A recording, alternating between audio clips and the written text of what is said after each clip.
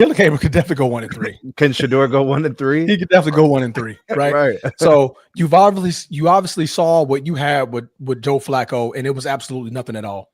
He lacks throwing the deep ball. He's not accurate. He's getting crushed in the pocket because he's not a scramble type quarterback. He can't move. So with all these attributes, you're doing yourself a disservice by putting Shador Sanders behind Joe Flacco. If in reality this was a come to it, if Dylan Gabriel goes down in that game, Shador Sanders is number 2.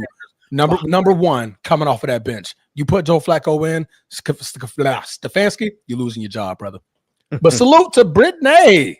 What's going on, guys? Sorry, I'm a little Brittany. had some situation happen right before the show, but Situationships. I'm good now. Absolutely. Well, I've never been formally introduced. It's a pleasure having you here on the Format Podcast. I saw what you did last show. I absolutely loved it. You had great insight. There you go. Don't know about the Philadelphia 76er part of your fandom, but I get the Eagle part of it. Go Eagles, fly. Right.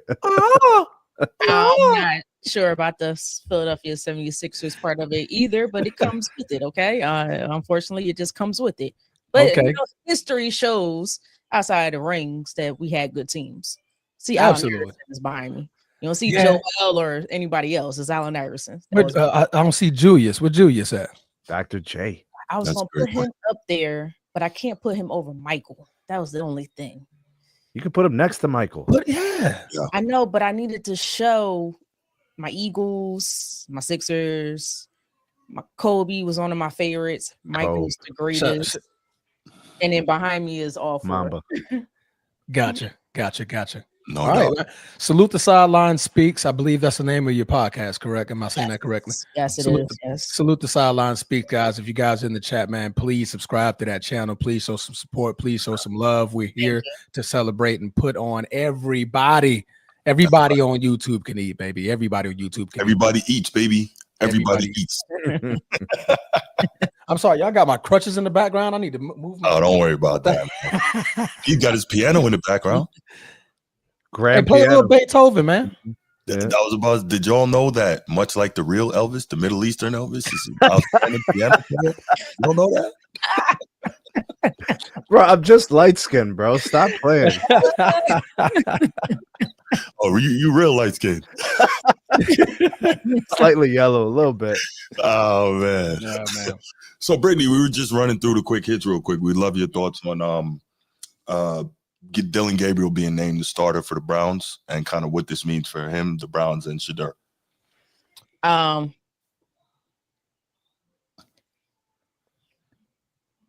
think you muted. Did she mute herself? Your mic just went out.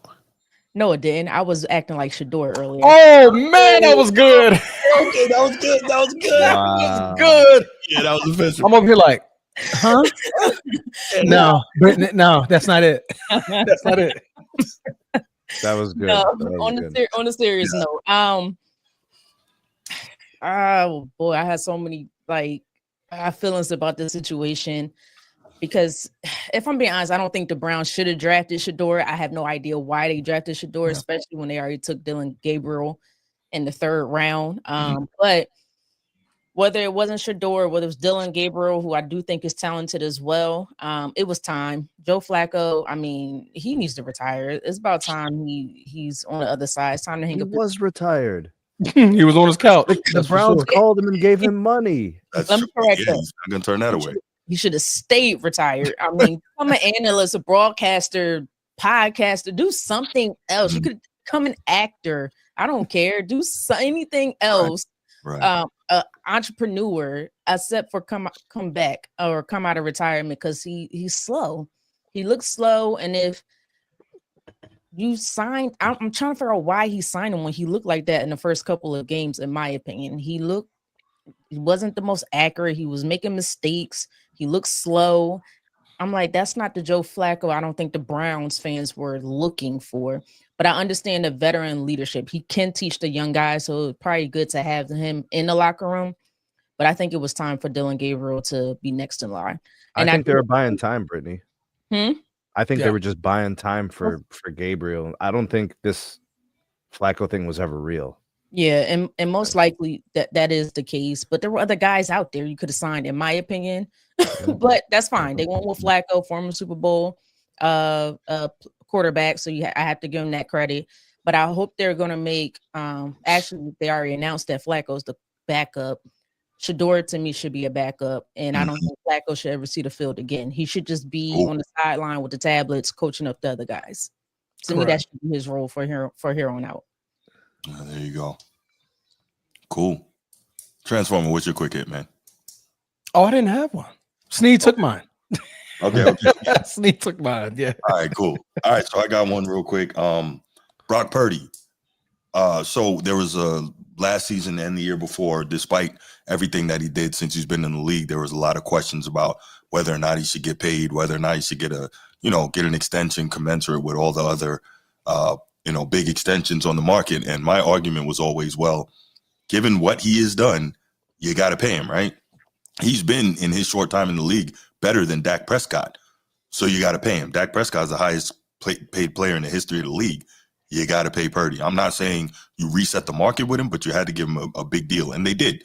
They gave him a large extension. But now, is he proving the naysayers right? And the question is, one, when he's playing, he's seeming to have more difficulty because everything is not perfect around him. And then secondly, he's injured. He's not going to play Thursday night, so that's going to be the third game that he's missed so far. He played last week, didn't he, Bruce? Yeah, he played last week. I think he had so he re-injured? Yeah, he injured his toe. Turf toe? Yeah. I don't know if it's turf, but I was reading before we started, he has a toe injury. But the point is that, I guess my point is, at this point, a lot of people are probably saying that, they were proven right on their hesitation on giving Brock Purdy this money. And I'm like, to me, like, I understand that side of it, but I'm like, that's not cool because he earned the pay that he got. I mean, he literally, 2 NFC title games. Dude, does anybody know what Dak Prescott's salary is? He's making 60 million. 60 million. He's the highest average quarterback. So we're worried about Brock Purdy's salary? Exactly. And Brock, do we know what Deshaun Watson is getting paid right now? Do we really want to start investigating salaries right now? Well, look, Sneed, how much is he getting paid, Sneed? I don't want to talk about it, bro. I'm just saying, if you know, you know. He's getting paid enough to pay off all of the people accusing him, and still have money left over, and still for massages that won't get reported. Charlie, I'm just saying, Little mignon. I don't like Chinese food that much. Carry on, bro. Wow. I'm not going to elaborate on that one. I'm just going to let that. We're going to let that one keep rolling on. Yeah, so that was my quick hit, man. Maybe some people are proven right about Brock. Bro, it hurts, bro. It hurts. It's Cleveland sports. It hurts, bro. Well, but are you proven right? Are you proven right because you're now subdued to injuries, Bruce? Because I mean, he is getting hurt. So I mean, obviously that's going to affect your play. You're not going to look as elite. You obviously lost 2 of your top 3 targets, right? You lose Deebo Samuel to the Washington Commanders. Then you lose Brandon Ayuk last year at the beginning of the season. So now you're not only battling the injury of the team, now you're battling your own injuries. Is that enough to say Brock Purdy got paid way too much too soon? Well, Christian McCaffrey hasn't been healthy either. Correct. George Kittle's missed key games to injury, and we know how effective he is. I mean, it's been a Parcell is he's hurt. Yeah. There's been injuries across the entire roster. Left tackle still in and out of the lineup as well. I believe so. The only person who should be acknowledged as like carrying above their weight is probably the coach. To just find ways to win games and be in there for a playoff spot and all that. Like that's amazing. Yeah, they're like 3-1. Yep. I don't know, man, but I guess my greater point was you had to compensate Brock Purdy based on what he has done in his short time in the league. You had to. Yeah. How old is he, Bruce? Played all 4 years at Iowa, so I'm 26 or 27. 26. Okay. Yeah, he played all 4 years. I mean, you're not investing big bucks into a guy who's 38. Right. Not even 28. Right. Yeah. Right now, the Jawan Jennings, Ricky Pearsall, and Jordan Watkins are all out. They're all out? All out. So who does he have playing? Me and you, Brittany. That's I was right. getting ready to say. We about to line up. Put your cleat. Okay, only 25. Just I might end up being like Ty Pinkston. Bro, listen to the list of guys making more money than Brock Purdy. Jared Goff, Tua Tagovailoa, Trevor Lawrence, half of the flowing hair, Jordan Love, Josh Allen, Joe Burrow, Dak Prescott. Several guys who aren't better than him. Several guys who miss more games than him. Mm-hmm. Yeah. Yeah. Mm-hmm. So there's only 4 on that list that you'll put above Brock Purdy. Yeah. Only 4. Yeah. For sure. I mean, the quarterback position is so different. It's always the next quarterback to get paid, but you have to give Brock Purdy his respect. Like Bruce said, he did make it to a couple NFC championships. He did get to the Super Bowl. He was the quarterback for those teams, so you have to give him his respect, regardless of how you might feel. Because, like Sneak just named some of those quarterbacks who probably barely won a playoff game. So, and he's gotten way further than them. So you have to pay him that money. There's no ifs, ands, or buts. Because what other options were out there at the time? Yeah, there was no one else out there. He's got further than all of them, with the exception of Joe Burrow. Right. So when you've given him the things, he's done it. Yeah. He was one drive away from the Super Bowl victory. And think about people always talk about that. When Brock Purdy left the game in overtime in that Super Bowl, he had the lead. That's right. Mm-hmm. His team had the lead. Now he didn't get a touchdown, but he drove him down there, and he got points out of that drive. So, right. So yeah, it's people is going to complain about whatever they want to complain about. It is what it is, but you gotta give him his due. You gotta give him his credit. Agreed. Yeah. I think so. All right. All right. Brittany, do you have a quick hit you wanted to drop in, or we want to move to the main topic? Kind of took mine. So I was going to come in and talk about the Shador thing, but you kind of took it. Okay. Oh man, we got Cleveland's own right here. Anything going on in Cleveland? Sneed's on it. You already know. Sneed's on it. Yeah. I kind of selfishly want to see Shador making some noise on the field. Agreed. Yeah. Agreed. I love the mind, man. Just keep your mouth closed, stay smiling, stay putting in the work, man. Your number's going to get called. I guarantee it's going to get called before the season's over. 100%. Be ready. Absolutely. No doubt. All right, let's take it to the main topics, y'all. So we are going to start here with one of our favorite Wednesday segments. Yeah. Boy, did a lot get shaken up last week, did it? Yeah, for sure. I think some of these I have are going to surprise y'all. But now we're going to go with our top 5 teams in the NFL going into week 5. I think this is interesting. Yeah. Oh, Lordy. All right. Yeah. So last week was a blister of upsets, unpredictable games, great shootouts that turned into ties. No defense being played whatsoever in some of those games. Green Bay, Dallas, Jesus Christ. But now the top 5, outside of the top 3, I think we're probably all going to have close to the same top 3, maybe in different order. But other than that, it is all up in the air. So my top 5. Oh no, I went first last time. Sneed, it is your turn. Go ahead, Sneed, it is on you. Who is your top 5 going into week 5? I like that. Top 5 going into week 5. Yeah. All right. So I'm trying to get the Chiefs in there, but I can't yet. Let me get a win this week, and then I'm going to bring them in. Okay. I'm going to bring in the Chiefs because that'll be a 3-game win streak. Correct. And it's Mahomes, and they're getting healthier, and the defense is looking better. And I waited on the Colts. I didn't bring them into my top 5 because I wanted to see if they could win a game against the Rams, which was a good team, but they lost. Right. But they lost. So they're still on the outside looking in. Bro, I know it sounds crazy, but and Transformer, I got to do it, bro. Pittsburgh Steelers number 5. Pittsburgh Steelers number 5. Somebody's got to respect the wins. They're finding ways to win. I know they don't have the defense they normally do, but they're winning games, and Aaron Rodgers making some good throws. They're finding ways to win, All right, so Steelers number 5. All right, number 4, we're gonna go with the Rams. We're gonna go with the LA Rams. Rams come in. They beat a good team in the Colts. Gotta respect it. It was either them or it was gonna be the Lions. So I'm gonna put the Lions at 3. The Lions are beating good teams. They lost week 1. They've been beating everybody ever since. That offense is really, really good. Jared Goff is hot. He's got the weapons. It's a good team. Hutch is fantastic. Defense is legitimate. And then I'll round it out with the Bills at number 2. I'm going to keep them at 2, and we're going to keep the Eagles at 1. I love it. I love it. So we got Eagles at 1, Bills at 2, Lions at 3, Rams are at 4. The Pittsburgh Steelers are at 5. That is Sneed's top 5 of the week. Chat, let us know what you guys think about that one. Is he right or wrong? But before we get into that, Britne, my apologies. You are the guest on this show.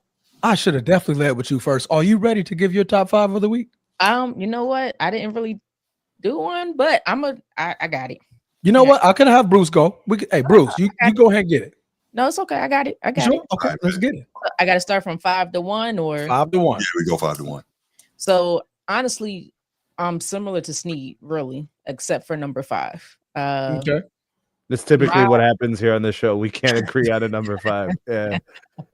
So my number 5, I got to give them credit where credit is due. Actually, you know what? That might just change because they did just lose to a team they should not have lost to. I just thought about that. But I'm trying to figure out if I still want to give it to them or not. Okay. Nah, could have been a letdown game, right, Britne? Could have been a letdown game. That was too much of a letdown game. So I can't give it to them. You're trying to figure out who it is? Mm-hmm. The Chargers. I can't give it to them. I just realized who they lost against. So I cannot give it to them because of that, but they'll be right outside of my top 5. So okay, I'm gonna switch it. I'm gonna make my 5 Tampa Bay. Tampa Bay. See, I had them in my 5 last week. Remember? Yeah. Bruce? Yeah. Their first game came. It was a tough loss against the defending world champs and the Eagles. So that's a tough game. Although they almost made a comeback in that second half. 4. I'm gonna go with the Rams. Same thing. 3, Detroit Lions. I mean, as long as they're healthy, and it seems like the coordinators are just remembering what they did last year, and the schemes they did last year, and sticking to that, they're going to be a tough out. Buffalo Bills. I mean, what can I say? What more can I say? Josh Allen is doing his thing over there. And then, although it's not looking good right now, especially on the offensive side of the ball, they got to work it out. Somehow they are pulling these wins out. They are making plays when it matters most, and that's the Eagles. They got to change it. They got to make it look better. But I got to give Eagles number 1 right now. Okay, Britne has Eagles 1, Bills number 2, Lions number 3, Rams number 4, Tampa Bay is her change at number 5. Britne, quick question. Do you think the Eagles are the last year's Chiefs? Nah. You don't? You don't see a comparison there? No. I think the Eagles are last year's Eagles in the beginning of the season. It started off in one of the versions of the Eagles, right? It started off in a similar way. It was just that they were 2-2 versus 4-0. Oh, God, gotcha. Okay, all right. AJ started complaining. And then all of a sudden they started turning it around. So let's give him time. Give him time. Give him grace, like Bruce like to say. Give him grace. Give him grace. All right, Bruce, hit me with it. All right, y'all. So y'all know Baker touchdown maker is my guy, but out of the top 5 this week, and that doesn't mean he can't get back, but he's out of the top 5 this week. So here we go. Number 5. That is the other half of the Flowing Hair Coalition, the Jags. No. What? No. 3-1, leading their division. Liam Cohen quietly has his team 4th in rushing offense in the league. And you know I believe in run the ball, stop the run. Yes, he does. Paul, they're not turning it over. Travis Etienne is 3rd in the league in rushing and leading the league at 6.1 yards per carry. I'm going with the Jags at number 5. Will they remain there? Probably not. But for right now, they're number 5. And their defense is pretty legit this year. Hold up. Over the Colts, we got a disclaimer right here. The opinions of Bruce have nothing to do with the rest of the show. I'm just saying. Listen, I'm showing them a little love for this week. Again, I don't anticipate that they will remain there, but for what they've done to this point, pleasantly surprised. Got to give credit where it's due. This is crazy talk, bro. I respect it. Woo-wee. I knew that was going to get y'all. That's a wild take, but I thought I was reaching with Pittsburgh, bro. Yeah. That's number a sexy 4. Start off. There you go. Number 4, Detroit Lions. One of the best teams in the game. Smacked around the Ravens. Really have gotten back in the flow. As Britne said, we're seeing that the coordinators are remembering, okay, this is how we played Lions football. And really, it also speaks to the tremendous job that head coach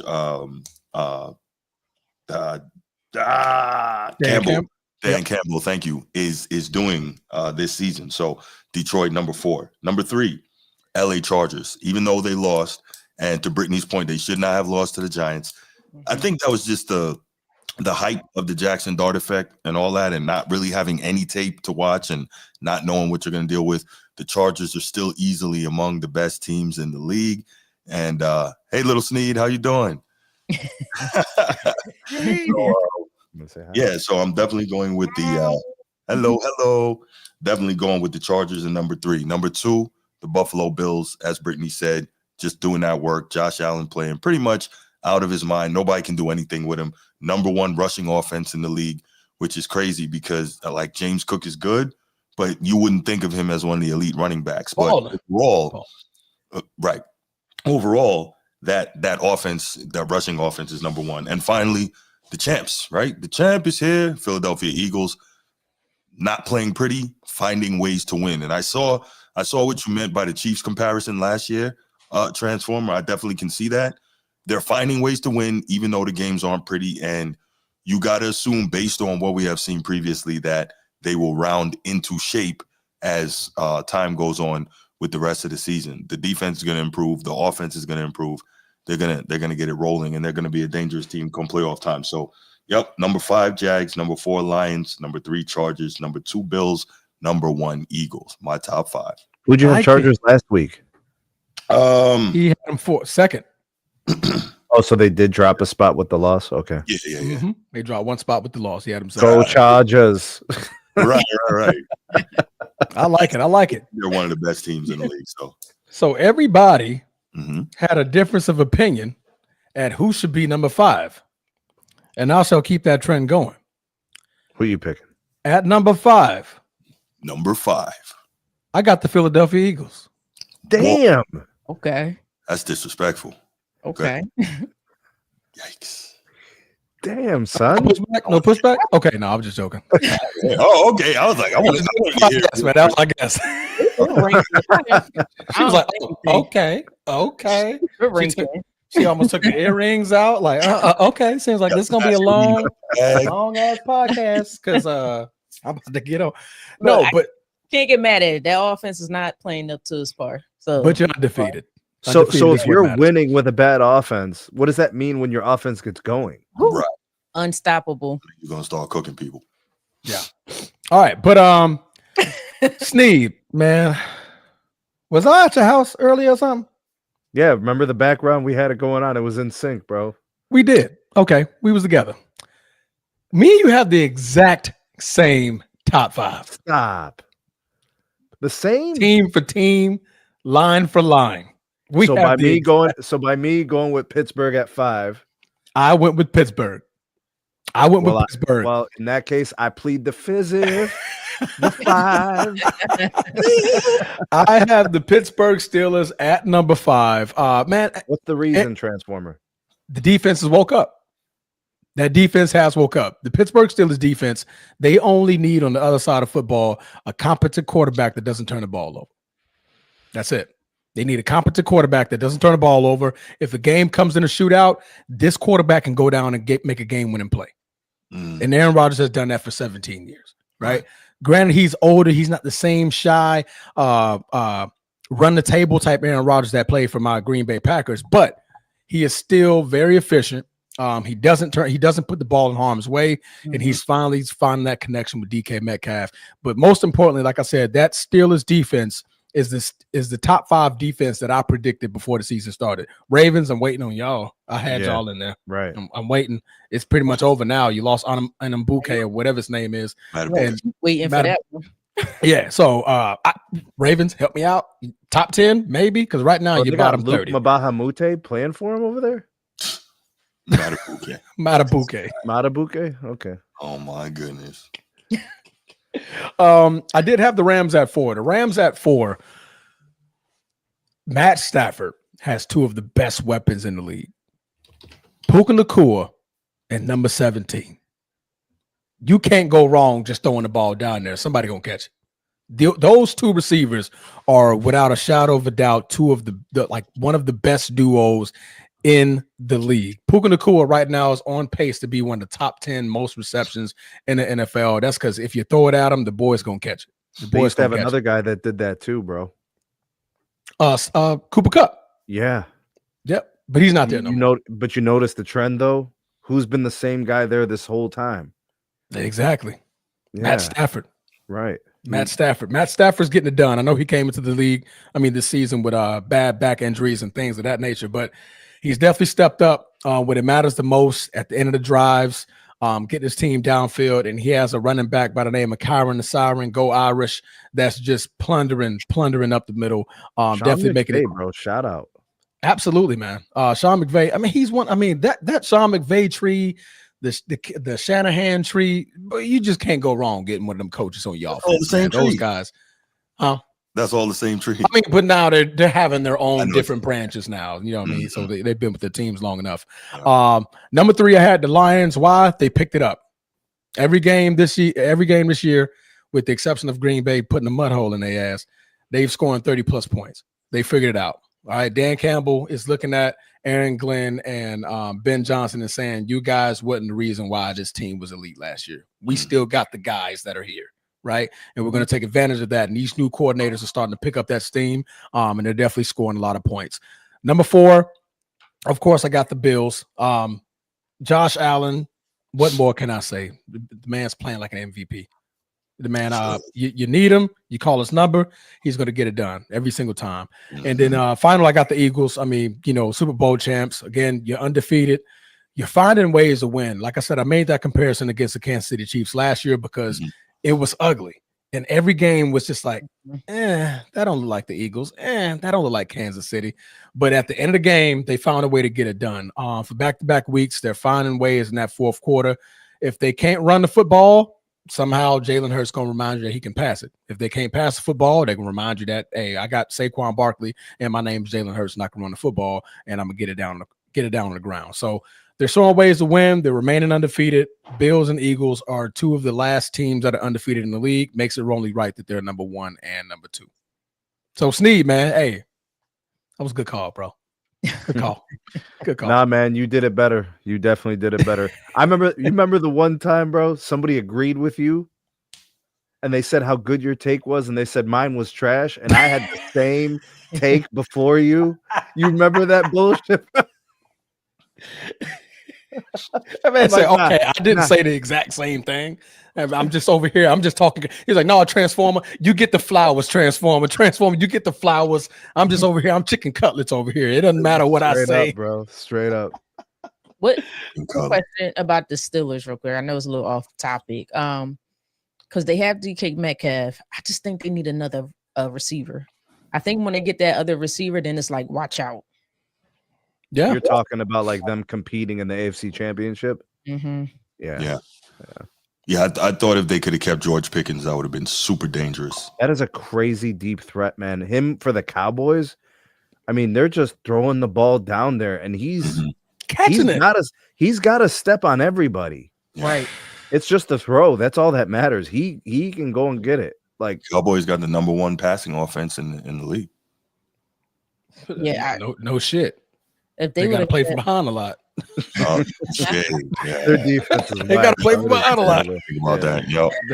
How many times have they been leading in the game? Like they're not leading in most of the games that they're playing. They got to chase it. So, Bruce, you made a valid point. If they would have kept George Pickens, got DK Metcalf on that other side, that's an unstoppable wide receiver core. But think about it like this. Think about the recent history with the Steelers and wide receivers. They've had to move on from very talented players who were problems in the locker room. Yeah. You know, you think about AB and what he became at the end of the Steelers. You know, what Pickens was. Like, there comes a point where some of these coaches are like, it ain't worth it no more. You got to go. Mm-hmm. Yo. No, I mean, unless you're like Jerry Rice talent, see ya. Bruce, man. What up? That Jags pick, man. I'm liking it. Yeah. I'm liking it, man. You're striking while the iron's hot. But why the Jags over the Colts, though? Well, it didn't help that you know, the Colts just came off a loss. So you know, it's the recency bias, right? It's hard when you see a team come off a loss. They lost to the Rams, though. I know it was a tough and I get it. I get it. And you know what? I'm saying that. Meanwhile, I have the Chargers still number 3, right? But I think all clearly about the flowing hair, bro. You got all this flowing hair in your top 5, man. Here we go. Man, normally, you know, I'm not about the flowing. Man, Brucey better call in on this one, bro. I'm just saying. Well, like I said, for me, it's the way the Jags are playing. They're playing a sustainable brand of football. And it's coincidence, Liam Cohen's first year in Tampa Bay, he also took the rushing offense to 4th in the league.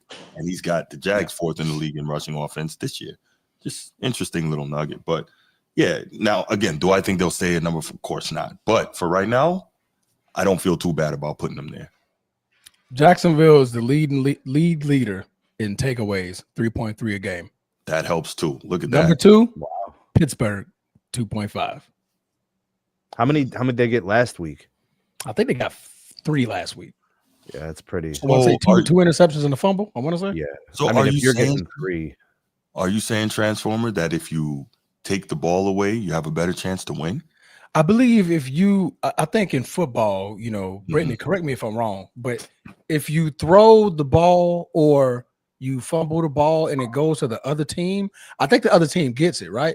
And then the other team, they could go the opposite direction. And this is big rectangle at the end of the field, like got, you know, the logos and stuff in it. I think that's the end zone. And I think when you run in there, that's a touchdown. So if you take away like an interception, I think that's when you throw the ball to the wrong team, you know, something like that. It goes. I think you're right. I think you're right. Well, I don't know. Somebody who's normally in this chat told me turnovers aren't that important. They don't matter a lot. You know, I guess that's because it's you know, a certain quarterback. Bro, possession is 9/10 of the law, ain't it? Bro, isn't it? Don't turn the ball over. Chicago was 2.3. They're actually 3rd in the league right now. That's actually pretty shocking. Yeah. Look, that will help, man. That will help a lot. By the way, my guy Xavier Watts already has 2 picks. I'm just saying. Yeah, but you tied for 26. I'm curious. 0.5 a game. I'm curious to see if Sunshine's going to continue this throughout the season. We're going to see. Just keep it out of his hands. Keep it in Travis's hands, and you can't go wrong. What do I say about the coach, Bruce? Turn around. Turn around. There's a guy right behind you. He's one of the best running backs in the league. Hand him off. Hand it off. Hand it off. Duval. Yeah, no doubt. All right, let's go ahead and open up the phone lines. We'll take a maximum of 2 calls on this topic. Definitely want to hear what some of you guys have to say. 904-219-8264. 904-219-8264. Let me I'm gonna turn this off so we can move it off Britney's face, but it's also scrolling on the bottom of the screen. 904-219-8264. Give us a call. Give us your thoughts on the top 5, whether you have thoughts on our top 5s or you have a top 5 of your own, or if you don't or can't call in, put it in the chat. Absolutely. Seahawks rolling, or y'all worried about Sam turn back into a pumpkin? Jesus Christ. I mean, look, we saw Sam Darnold have the year of his life last year, and in the final 2 games, when they needed him the most, he became Sam Darnold again. Why is and those were regular season games? Those weren't playoff games. Well, the last one was the regular season game. But they snuck into the playoffs. Mm-hmm. They didn't win their division. No. Yep, the Lions won it. Yeah, but they could have won their division. It was a big shootout. Played well. Yeah, it was a big shootout between us 3. So the thing he had control of, he couldn't do. Right. So you sneak in circumstance or whatever, and then you get the brakes blown off. Mm-hmm. I don't know. Why would you even bring that up, Edward? This guy. I guess he wants the same, I guess, love given to Danny Dimes. Is he gonna turn back into a pumpkin? As long as he turns around and hands it off to Jonathan Taylor, the man ain't gonna have a lot of problems. That's The right. man ain't gonna have a lot of problems. His Not a lot of receivers, problems. Jonathan Taylor, his needs receivers are 25 touches legit. a game. And I would give him that if I was a coach. Every game, Yeah. no problem, Mm-hmm. no problem, He'd average 125 rushing. no problem. I know they don't throw him the ball or anything, but then that means 25 carries, and I need 10 Mhm. touches in the red zone. There are No some problem. there are some running backs who need those carries. Like they got to get lathered up. That's the expression. Yeah, like know? Derrick Henry, I think is one of them. That's one. Until this year. Oh boy. But you know what? Danny Oh. Dimes also got a good head coach, and Shane Steichen.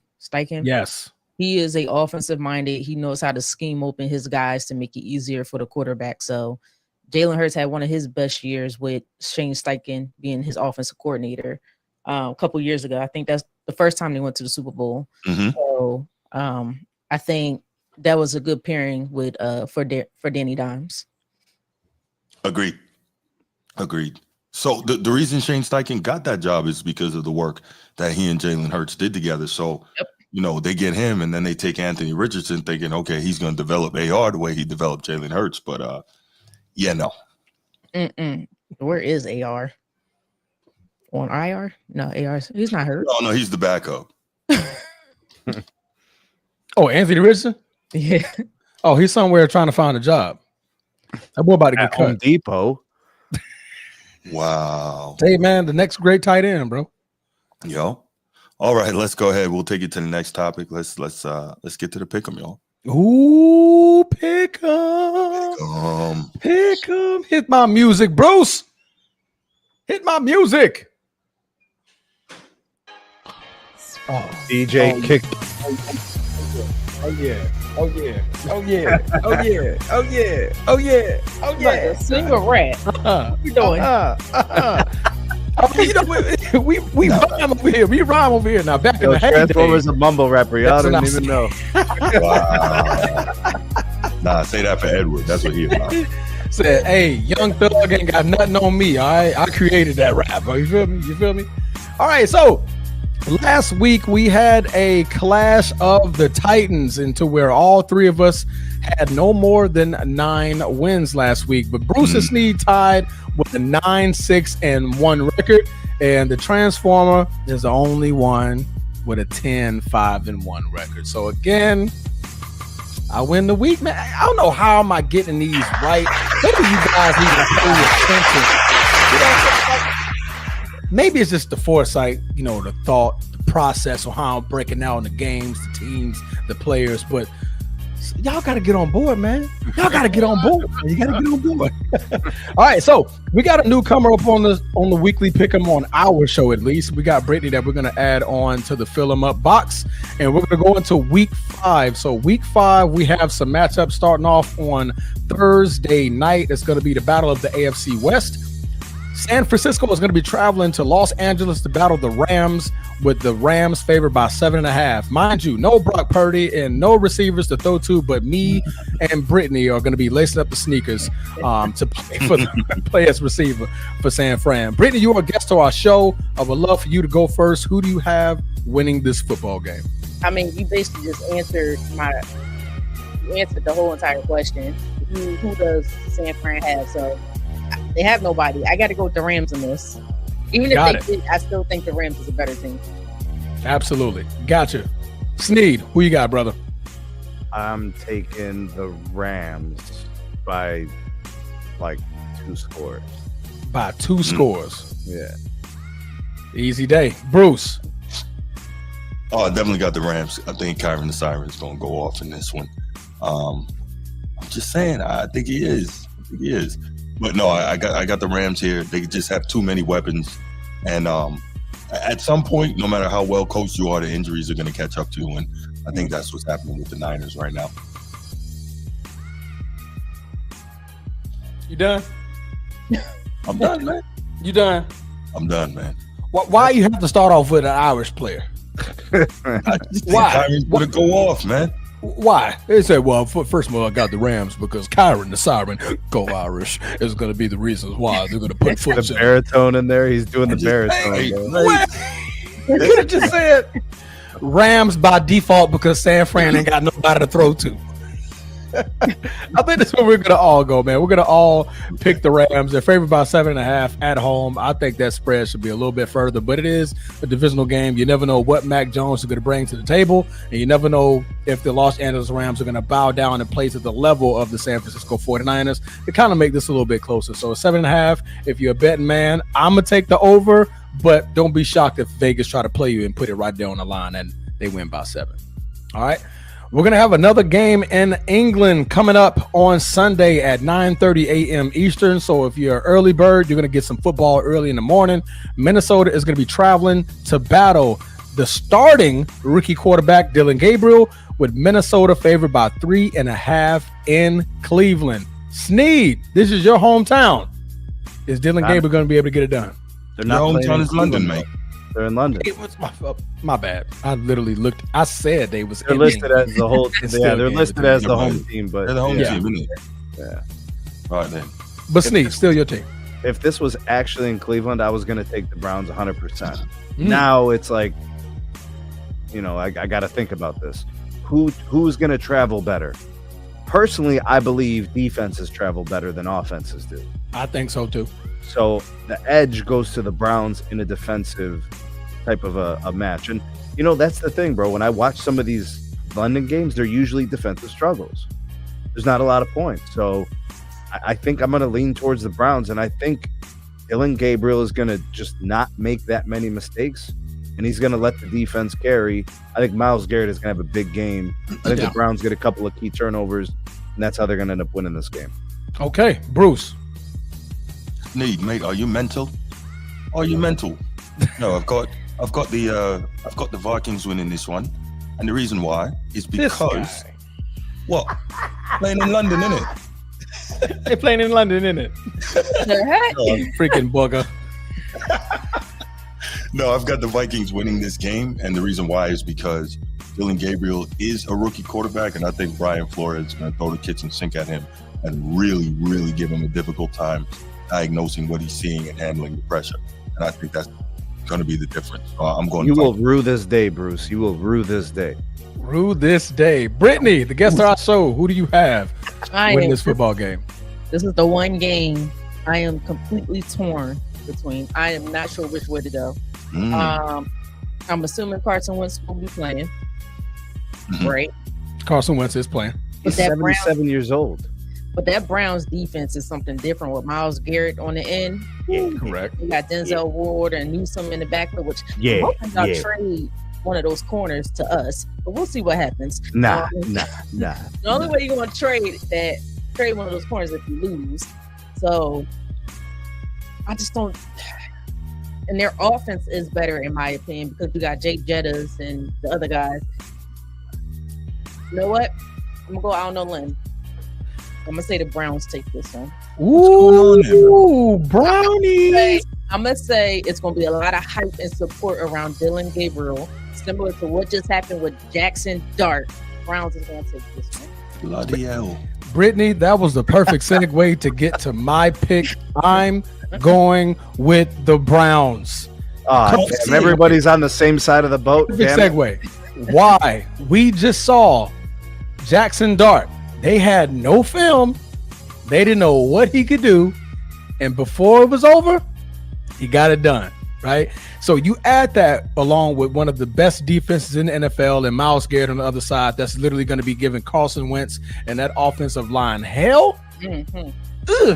It sounds like it could be an ugly day for Minnesota. They're not going to be able to run the ball as effectively if they want to because Cleveland Browns have one of the best run games. I think with Dylan Gabriel in a lot of play action. What's his name? Judkins? Is it Judkins? Judkins is. Yeah, he's definitely going to be able to get off a little bit more because why Dylan Gabriel is going to threaten you with his legs. I think that's going to be a key piece in the why the Cleveland Browns can take that next step because with Joe Flacco, you don't have that mobility. So just crash the pocket, close it. He can't get out of it. Where's he going to go? So you have a Dylan Gabriel, you have a Shadur Sanders. that aspect of the game becomes a little bit better. Now they can roll out of pocket. They can roll with the running back. They can force that play action and definitely catch you over the top with some good throws. So I think it's going to be a nice little show in England. NFL tries not to disappoint, so expect a lot of flags. So there's going to be a lot of flags going out. Wow. So, but I think Cleveland is the underdog in this one. I think this is where Vegas tries to trick you, and all the money's going to go to Minnesota, but the money should be right there in Cleveland. Boom. Bruce, it's not too late. Y'all are insane, man. Can't see it. It's not too late, Sugar bro. cookie, man. I can unclick it and click the Browns now. You sure? I'm sure. Nah, leave him on the Minnesota side. Leave him on that side. Don't you know? All right. We're gonna move on over to the 1 o'clocks. The Las Vegas Raiders and the oldest coach in the NFL history is gonna be battling Indiana Jones and Jonathan Taylor in Indianapolis, with the Indianapolis Colts favored by 6.5. Bruce, who's coming away with the victory in this game? Man, this is a tough one. This is really, I think, a toss-up. You've got Ashton Genty. I was about to say Alvin Gentry, but you've got Ashton Genty coming off his career best game. I think $135 and 3 touchdowns last week. Oh, he balled out. Yeah, he balled out, absolutely. But then you have 138 and 3 touchdowns. Yeah, and so then you have the Colts coming off their first loss of the season. Now that we could look at it as that energized them, we could also look at it as it showed where the weakness is. But I don't believe, let me double check. I don't think the Ravens have a top rush defense. Not the Ravens. I'm speaking about the Ravens. The Raiders. Yeah, they have one of the. Okay, so they have the number 13 rush defense. Middle of the pack. That's not bad, but that looks like an opportunity for Jonathan Taylor to get off. And just like you said, turn around and hand it to him a lot, often, early.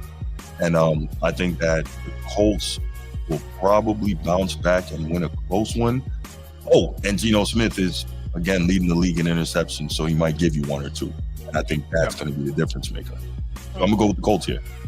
All right, we got the Colts. Sneed.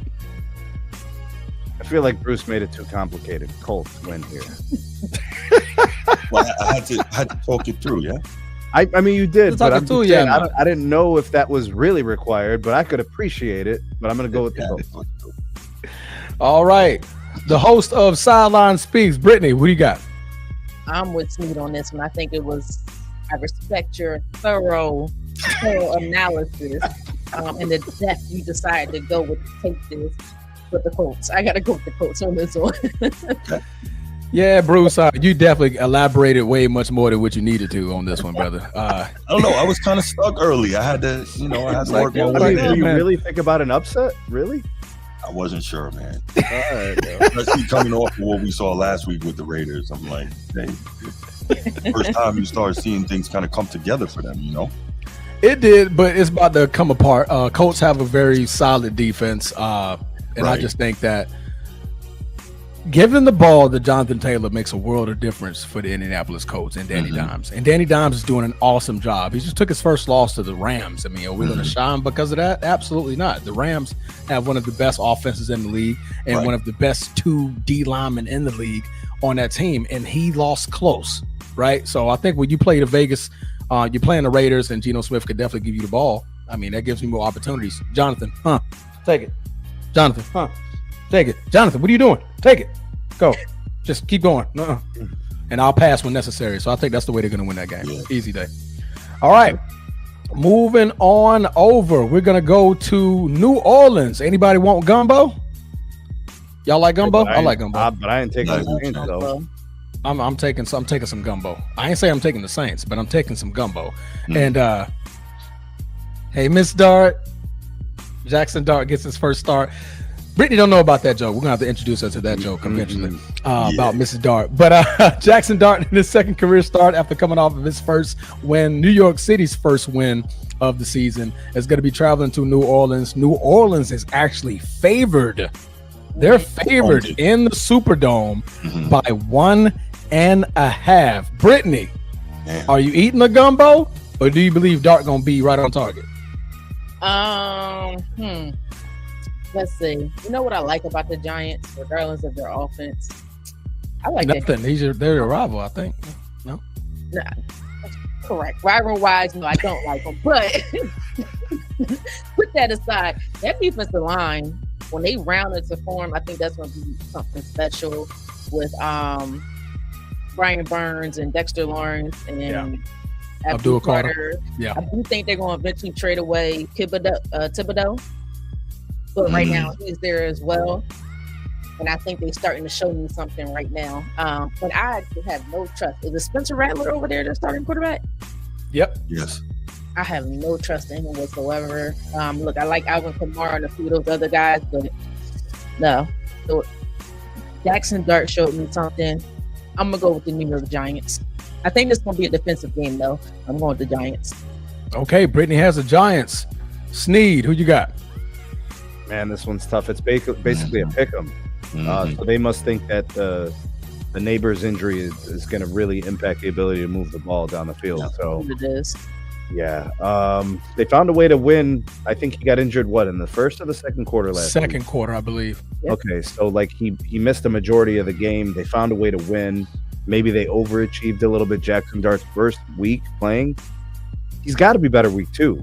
And the Saints don't have a scary defense.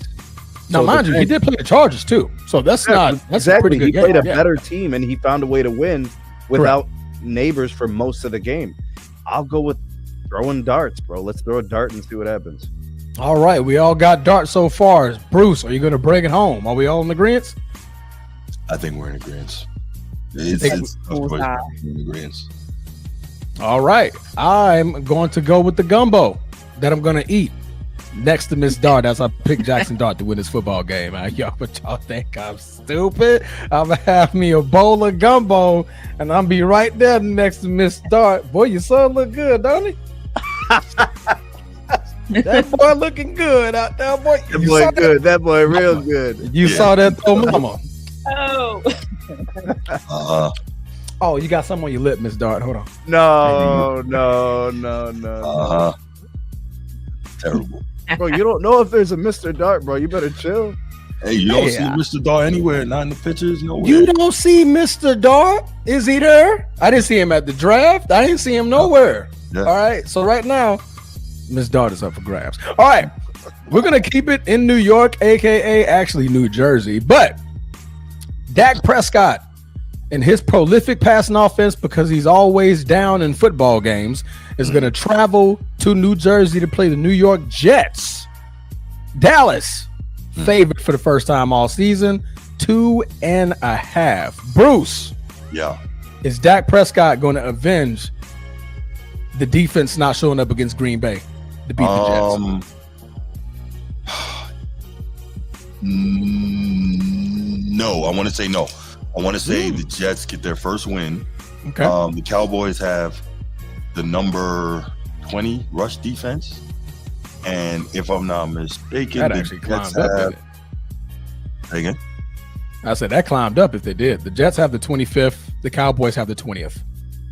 Okay, there you go. But the Jets have the number 3 rushing offense, so that means they should, in theory, be able to keep the Cowboys' passing offense on the sideline by controlling the clock, not making too many mistakes, right? So if they can do that, not turn the ball over, which I don't think they will, I think they win this game in an upset. You think they win it in an upset? Okay, yeah. All right. I got the Jets. Sneed. Jets, Jets. I just think the Jets are due for a win. Yep. I don't think they go 0-5. I think they're not as bad as it looks. What's that? They're not as bad as it looks. Right. They've been in games, like they were in the game against the Dolphins. They were like right there to beat the Buccaneers, right there against the Steelers. Right. It was basically the blood against the Bills. But man, I don't like the Cowboys. I just don't like them, and it's easy to bet against them. And they're favorited in this, which they find ways to lose games they're supposed to win. Yeah. Let's go with the Jets. Jets, Jets. Okay. Britne, are you jumping on the Jet, or are you going to ride the horse with the Cowboys? First of all, I ain't never riding no horse with no cowboy. First of all, we're gonna make that clear right here, right now. Okay. I might sweat it at times, but I ain't riding no horse with a cowboy. This one is actually tough. I think the offense of the Cowboys is actually hasn't been bad lately. I feel like Dak's been playing all right lately, but I think I'm gonna go with what Snead and Bruce said. I think I got to go with the Jets. There's no way they go 0-5. That's crazy. And I think this is an opportunity for Justin Fields to use his wheels a lot this game, a whole lot. Okay. Is that the bar? Justin Fields going to use his wheels. That was a bar, Brittany. All right. I got you. I'm not even a rhymer. There we go. Y'all been on the track with these. Talking about Fields and wheels. Trash. That was trash. That was trash. Oh, Bruce, don't hype up that bar. Don't do that. Don't do that. Don't do that. All right, so it's up to me to pick them, right? Ooh, let's see. Am I going to take the New York Jet? Ooh, or am I going to giddy up, boys? We're going to go out there in Deer's World and we're going to pick us a goddamn horse and we're going to ride on that. Give me Dallas. Oh, Give me Dallas. Why am I picking Dallas? I have no clue. I have no clue. I saw a prolific offense. I finally saw that offense woke up. The Jets find ways to lose games. They do. Kind of right. It's going to come down to the fourth quarter. Right now, Dak Prescott made one of the, at the time, the best defenses in the league look poop-hut in that secondary. Definitely picked on Ballantyne, one of my corners who had to come in for Nate Hobbs, who went out of that game. But I think Dallas can get it done in New York. They don't want to fall too far behind the Philadelphia Eagles in that division, and they don't want a rookie outpacing them for the second most wins in that division. So I think they're going to definitely come in there with a little bit more steam. The Jets, what are you playing for? Let's see. Last. What more do you want from me? Justin Fields has been a little inconsistent early in games, and I think that's where Dallas could overcome and get them early. If you get them down early, kind of takes a little running game out of it, right? It kind of makes Justin Fields have to throw the ball. Now, Dallas doesn't have a good secondary. That is all very, very true, but I think they have enough to handle Justin Fields. We're not talking about still hurt. Trayvon Diggs is he's gonna play. He played sparingly last game against Green Bay, but he did play. He did indeed play. So he was limited. He was limited for sure. But it's gonna look the same. Yeah, not gonna look the same. But I'm gonna pick Dallas. I'm not super confident, but I just don't like what I've seen from the Jets this far. Dallas, what I've seen, especially against my Packers, they give me a little bit of hope. I mean, not me hope. I mean, hope for the pick. Hope for the pick. Let me correct myself. All right. Whoo, boy. Anybody ever been to Philly? Philly is a nice city, except for when they win Super Bowls, because somehow they like to destroy their own city. But we're going to be traveling to Philly. Oh, we got to stop. Taking shots. We're going to travel to Philly. And guess what? The Mile High gets to bring them snowy mountains on down to Philadelphia, while Philadelphia is favored by 3.5. Brittany, you are the guest on our show. Tell us why the Eagles are going to come away with this victory. I am going to go with the Eagles. I think this will be a tough game because of the way our offense has been playing lately. But I'm hoping this is the game that they get it together and try to figure out a way to scheme AJ early or scheme him open and get him involved and more engaged in the offense a little bit earlier. And whatever all the complaints and people call it crying, whatever you want to call it, with all that going on in the media, I think they're going to try to figure out a way on how to do that. So, and our defense, although they're young, they've been making plays, and they're the reason why I think we won the last, 3 of our 4 games to start on this undefeated record so far. So special teams has been great, but you got to be mindful of that Denver defense. That Denver defense is something different. So I'm still going to go with Philly, though. Okay. All right. Brittany's taking Philly for obvious reasons. If you don't see why, look behind her. You'll find that answer. Snead, who do you have? Close your eyes and just wait for the final scoreboard. Eagles in this one. Eagles winning or Eagles losing? Eagles winning. I can't see Sneed, so I mean, got my damn Have eyes. faith. Have faith that the Eagles will have more points at the end of regulation. Close your eyes. Don't worry about the optics. Don't worry about what looks good and all that. The proof is in the eating, not necessarily how it looks, but how it tastes. Okay. So we eat Philly cheesesteaks in Philly. Philly cheesesteaks all day, baby. Ooh. Now the loose cheese, you talking about that drip? I'm talking about both of them, bro. The cheddar. Ooh, I can cheddar. Wait a minute. No cheddar, provolone. You do both. Okay. Oh, What are y'all talking about? nice little cheese on that Philly. Cheese whiz. Are we talking about Philly or are we talking about the Philadelphia, the cheesesteaks? Which one? The game's in Philly, right? The game's in Philly. Games in Philly. All right. Yeah, give me the cheesesteak, bro. What y'all talking about? Provolone cheese. I got my mind on cheese, man. Somebody help me out. American cheese. I got my mind on cheesesteaks now. I'm about to try the provolone cheese one day. I never tried that. What do you put on your Philly? Most people like cheese whiz. I'm not a fan of the cheese whiz, unfortunately, but I do super sharp. I like super Sharp cheddar? Super sharp is like a sharp American. I guess you could Sharp say. American. Okay. But it's not American cheese. It's a little different. Super I don't know, man. Back when I used to whip up them Phillies, man, I used to take that provolone, cut that thing, them thin slices, and layer that mud sucker on top of that joint. Provolone, with them peppers and them. Yeah, provolone Provolone's a cheese. Midwest thing, bro. Memphis. Hello. They do, yeah. All right. You do the same thing in the Midwest, bro. It's provolone everything. Yeah, man. Throw some provolone on that mud, man. That mud sucker. Now I would. In New York, it's I all do like pepper Swiss jack and- though. Huh? I do like pepper jack on some of my Phillies though, but Pepper the jack Philly is got to good. be cooked to a certain temperature though. Yeah, Bruce. Now that we're all hungry here, what type of cheese do you want on your Philly? Oh, my bad. Who do you have win this game? Are you muted? Or Are you muted? The door. My bad. There you go. Yeah, I pulled the door by accident. American or Swiss. But I'm going Philly here. I Okay, think they're going to throw the kitchen sink at Bo Nix. absolutely. I think they are going to attack him. They just got to be careful to be disciplined in their rush plane because he's mobile. You don't want him to get out and make plays with his legs. But I'm gonna go with Philly here. I think they keep finding ways to win. They play on a high level. That's a real. I mean, obviously they're the champs, right? But that's a really good football team. And we've yet to see Saquon break out yet, so that could happen at any time. So I'm gonna go Philly here. Yep. I'm gonna go Philly. Why? Because we've been talking about cheesesteaks for like the last 3 minutes. Yeah. I'm a little hungry, And so crab I'm gonna go ahead. fries. I'm gonna go ahead and go with the Philadelphia cheesesteaks. I mean the Philadelphia Eagles. Excuse me. I never had crab fries. Crab fries? Crab fries. Staple in Philly. Crab fries. Never heard of that. That sounds. What that mean?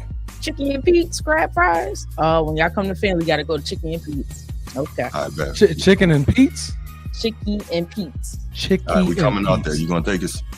I'll take you to Chicken and Pete's. Now, is it actual crabs that's fries or just fries that are like crabs?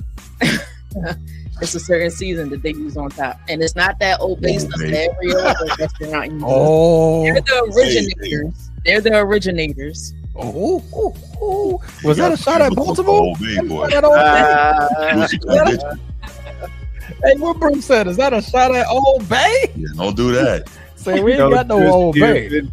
They throw that slap your mom on that mug.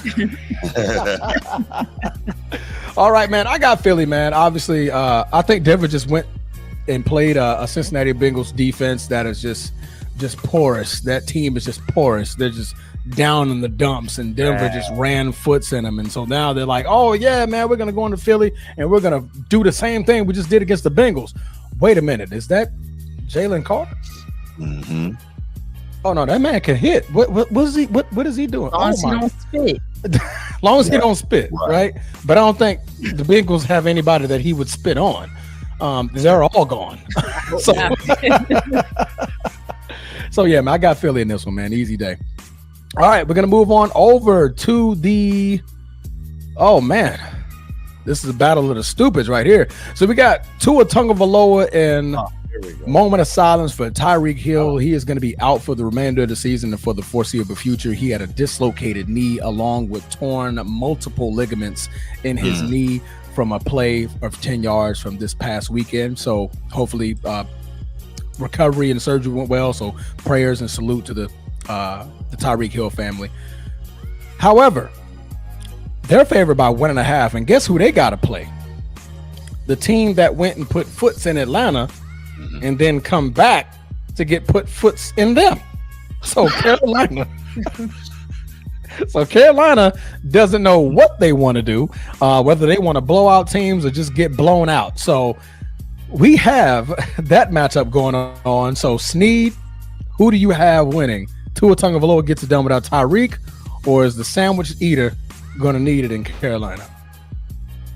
This is like the hardest thing to ever do. This is like watching a bum fight, bro. You know what I mean? You remember those DVDs back in the day, the commercials, the bum fight? Oh my goodness. Yo. Oh man. You guys know I don't believe in Tua. But like I always fear that Bryce Young is gonna snap. Not snap as in go off, like snap as in break in the middle of the game. God, man. Give me the Dolphins because I don't know. Dolphins.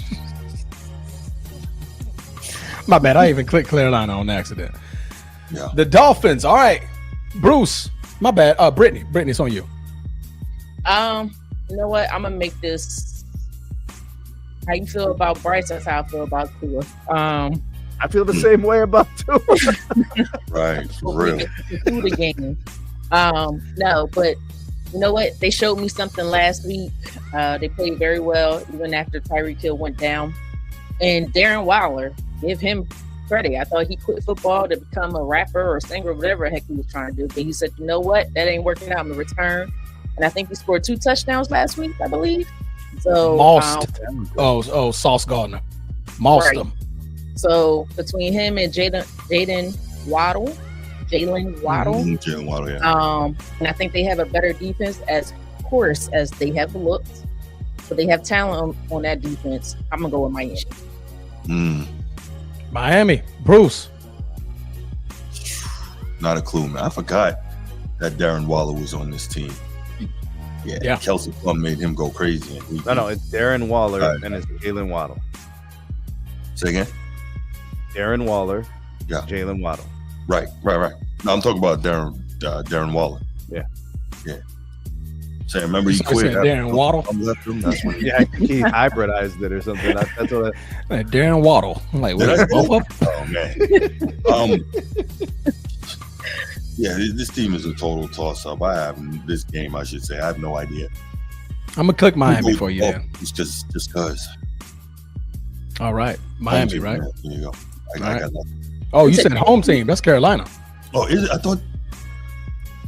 I'm still on Carolina. Still going Miami. Okay, you're going Miami. Okay, I'm going Miami. Yeah, all right. Easy pick. Miami for me as well. To Brittany's point earlier, you saw a good team without Tyreek Hill. Tyreek Hill has not been Tyreek Hill for the last couple of years, right? Don't know what's going on, whether it's age or off the field issues or whatever the case may be, but he hasn't been the same Tyreek Hill in the last 2 years. The moment he went out, Tua Tagovailoa found other targets on that field. So this may be a change in his repertoire that needed to happen, right? Maybe he's too focused on Tyreek Hill. Maybe the offense is too centered around Tyreek Hill. Maybe Darren Waddle, according to Bruce, maybe Darren is the answer, the big target that he needs to be that big body in the end zone to help with the red zone problem that they're having down there. So I think Miami is definitely going to be trending in the right direction. If they can win this game, they go from 0-3 to 2-3. That could be a nice little pick-me-up game to get them going into the season. So I got Miami for sure. Absolutely. All right. We're going to be moving on over. The last 1 o'clock game belongs to none other than Bruce. Baltimore is not favored against the Houston Texans. Lamar Jackson may be out. but we already know Metabuke is out, and a list of other players that are not going to be in this game. Derrick Henry has 3 fumbles in his first 4 games of the season, and yet to have a 100-yard game since game 2. Bruce, why is Houston favored by 1.5 in Baltimore? And we're going to get into this later, so we ain't got to elaborate too much. Why is Houston favored by 1.5, Bruce? Because Lamar Jackson isn't likely to play, but I'm still going to go with Baltimore because I think that I want to believe Todd Monken's going to be smart enough to give Derrick Henry like 30, 35 carry. Like, you're going to have to load him up. You can't try to protect him. You can't try to load manage him at this point. You have to keep things, you have to keep the boat afloat until Lamar Jackson can get there.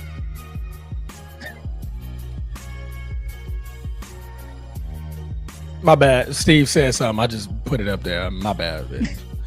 My bad. Proceed, Bruce. Proceed. My apologies. That's it. No, I got Baltimore here. All right. Sneed got what you need. Your rival. Are they going to walk away with this one, or are they going to officially go 1-4 on the season? I'm trying to remember what Cooper Rush did the last time he played as a starter in the NFL. So it had to have been for the Cowboys. With the Cowboys. Right. Yeah, and that was a couple of years ago when Dak was injured. And I remember him winning some games and losing some games. It was a mixed bag. How ready could he be in a week's notice, right?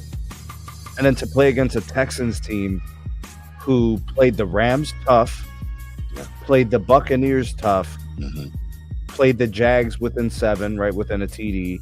They blew out the Titans week 1. So like that wins like week 4.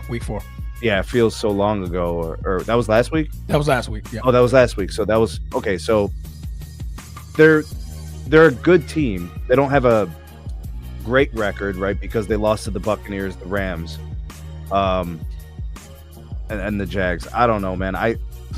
If Lamar doesn't play, Baltimore really isn't dangerous. Derrick Henry can be dangerous, but the team offensively isn't really dangerous. Like Zay Flowers may not be a factor, you know. And then defensively, they've been bad all year. What, all of a sudden now they're going to be good because, you know, Lamar's out? I doubt it, seriously. They might play better defensively this week. I just don't know if that's enough without Lamar to then beat the Texans. Ah, man, I hate to pour it on, bro, but I'll take the Texans. Texans.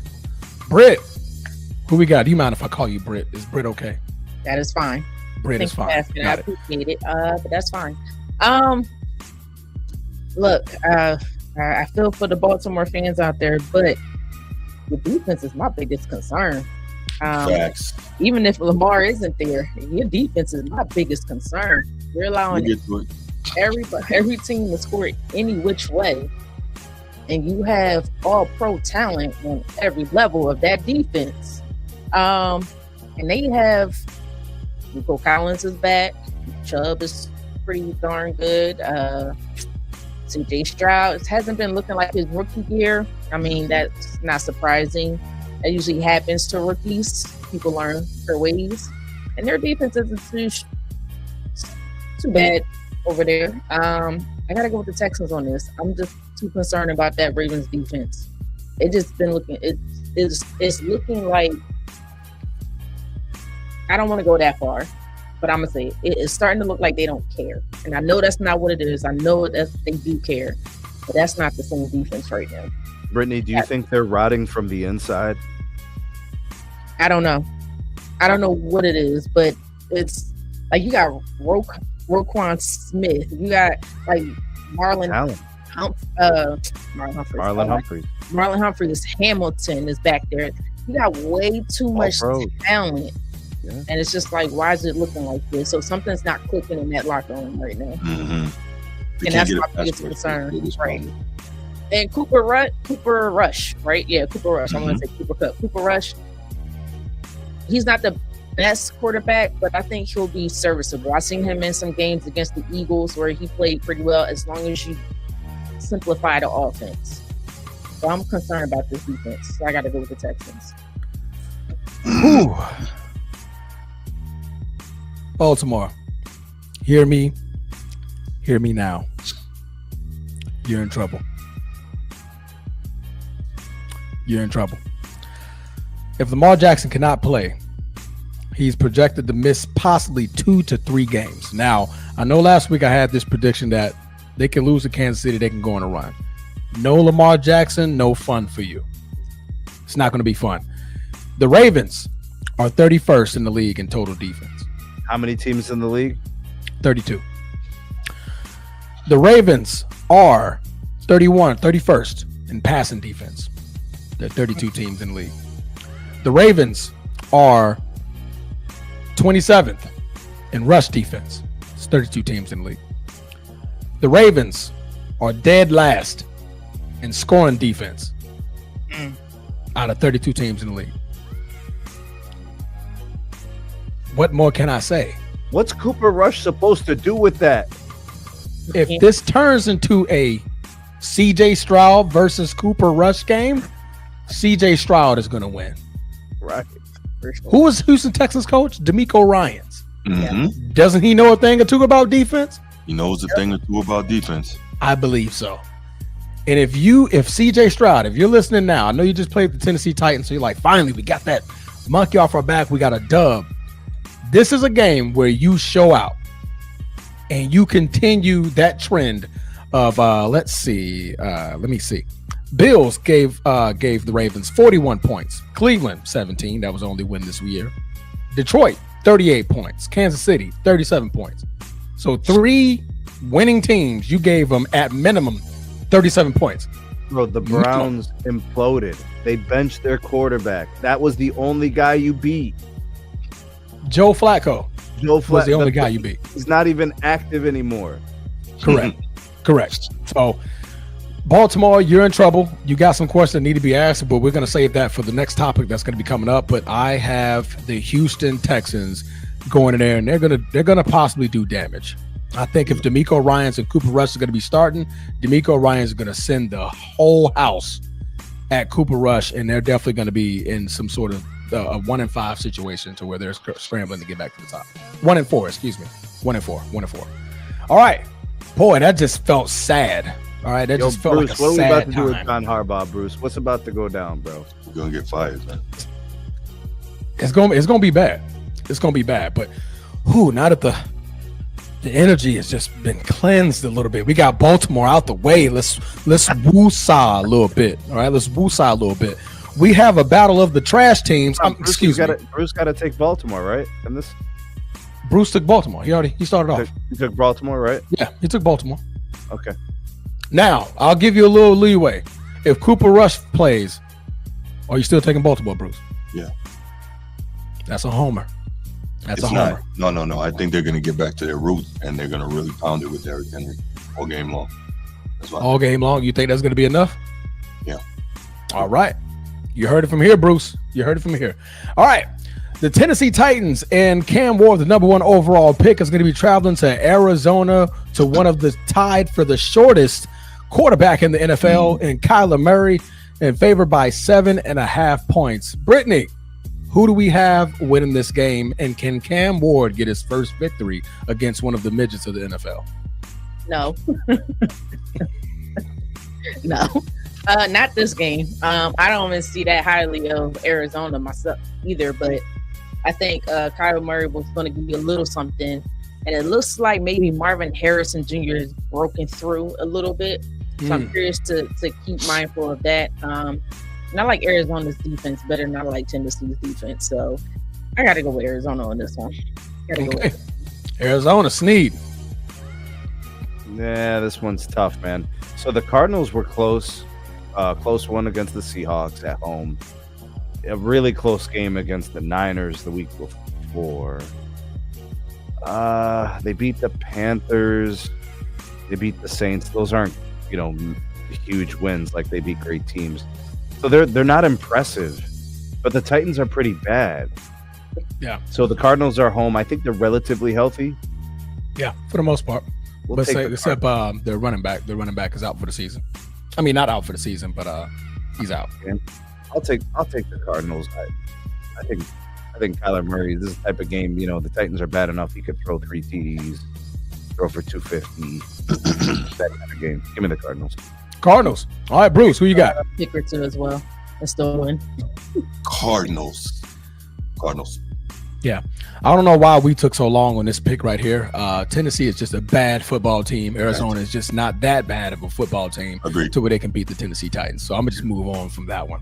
We spent way too long. That was just way too much time on that football. Don't you occasionally look for like an upset somewhere? Not in Tennessee. Not in Tennessee. Not Tennessee. Tennessee and the Saints. They're my two teams. I'm just going automatically count them out. They're not going to go 0-17, right? If they play each other, then one of them got to win. All right, we're going to move on over. We're going to travel to Seattle and the 12 that's in the stands. Baker touchdown maker is going to be traveling to Seattle to battle Sam Darnold, last year's Pumpkin of the Year. The Pumpkin and the Pumpkin Eaters are favored by 3.5 points at home. Bruce, who wins this football game, and why does Baker have one of the MVP caliber games of his career? Yeah, I think that I do think the Bucs win this one. It's not going to be easy, but I think they're going to get back to their winning ways. I know they're hurting off having their undefeated season, broken last year, and also I think that they want to get back to that because it showed that as well as they were playing early on, they're still not up there with the best teams. So this is an opportunity to just stack another win, get closer to winning another division title, and getting a home playoff game or two, which they want that. I think Baker's just going to outplay Sam Darnold. I think he's got more weapons, and I think it's going with the. All right, Sneed, who you got, brother? And the Buccaneers are hurt. Mike Evans out with the hamstring, so that's tough. He played without Mike Evans last week, so Baker, correct, kept the team in it, and they were competitive. Bucky Irving has a foot and a shoulder injury, and he's seeking medical examination there from other doctors. So I don't know if that means they're thinking about season-ending surgery or what. Right. That doesn't sound good. No. They also have some injuries in the defensive side. They've got a safety, they've got a corner, and then they've got limited participants in the linebacker core. I don't know, man. This one's tough. The Seahawks, I mean, they're a little bit healthier, I guess. I don't want to count out Baker, though, man. This guy has got to find a way to win. I like Baker, touchdown maker. Mm-hmm. We'll go with Baker, man. Baker's my guy. Let's go with the Bucs. All right, we got the Bucs. Brittany, who we got? I'm gonna say this is gonna be the battle of the quarterbacks, and I think the better quarterback by far is Baker Mayfield. Sam Darnold. Okay, go ahead. You know what? I'll also throw in there whose defense is who's in charge of this Bucs defense, and that's Todd Bowles. Todd Bowles. Right. So that's always going to be a pretty darn good defense, always and forever, as long as he is the head coach, coordinator, whatever you want to call him. So I got to go with the Bucs on this. I don't think Seattle's going to win this at all. Yep. I think this is going to be an ugly game. It's going to be an ugly game, but I think, when it comes to ugly games, there's one guy who sits on that sideline who's waiting for that moment, and that's Baker, touchdown maker. He's going to be able to get it done in the closeout. I'm looking at the list of participants from today's practice. Did not participate: Jamel Dean, Mike Evans, Greg Gaines, Bucky Irvin, Baker Mayfield, Benjamin Morrison, Sterling Shepard, Taki Smith, Levante David, Logan Hall, Hassan Reddick, Chris Godwin, of course we know, and tackle Charlie Heck. Those are your non-participants, and today is Wednesday. So tomorrow these next couple of days are definitely going to be huge on, getting these guys at least healthy enough to play. But as long as you got Baker, if Baker can play, I think he's good enough in an ugly game to beat Seattle in Seattle. Easy day. All right. Moving on, I'm just going to go ahead and click Detroit for everybody here. Detroit's going to be playing Cincinnati. They're favored by 10.5. Detroit it is. Yep. I think we're all in agreement. Everybody say aye. Aye. Yay. Cincy. Ooh. I'm going for since. I'm just kidding, y'all. Detroit. Oh, okay. I'm about to say We know, now we know you like to play. Now we know. Right. Now we know. That jokes.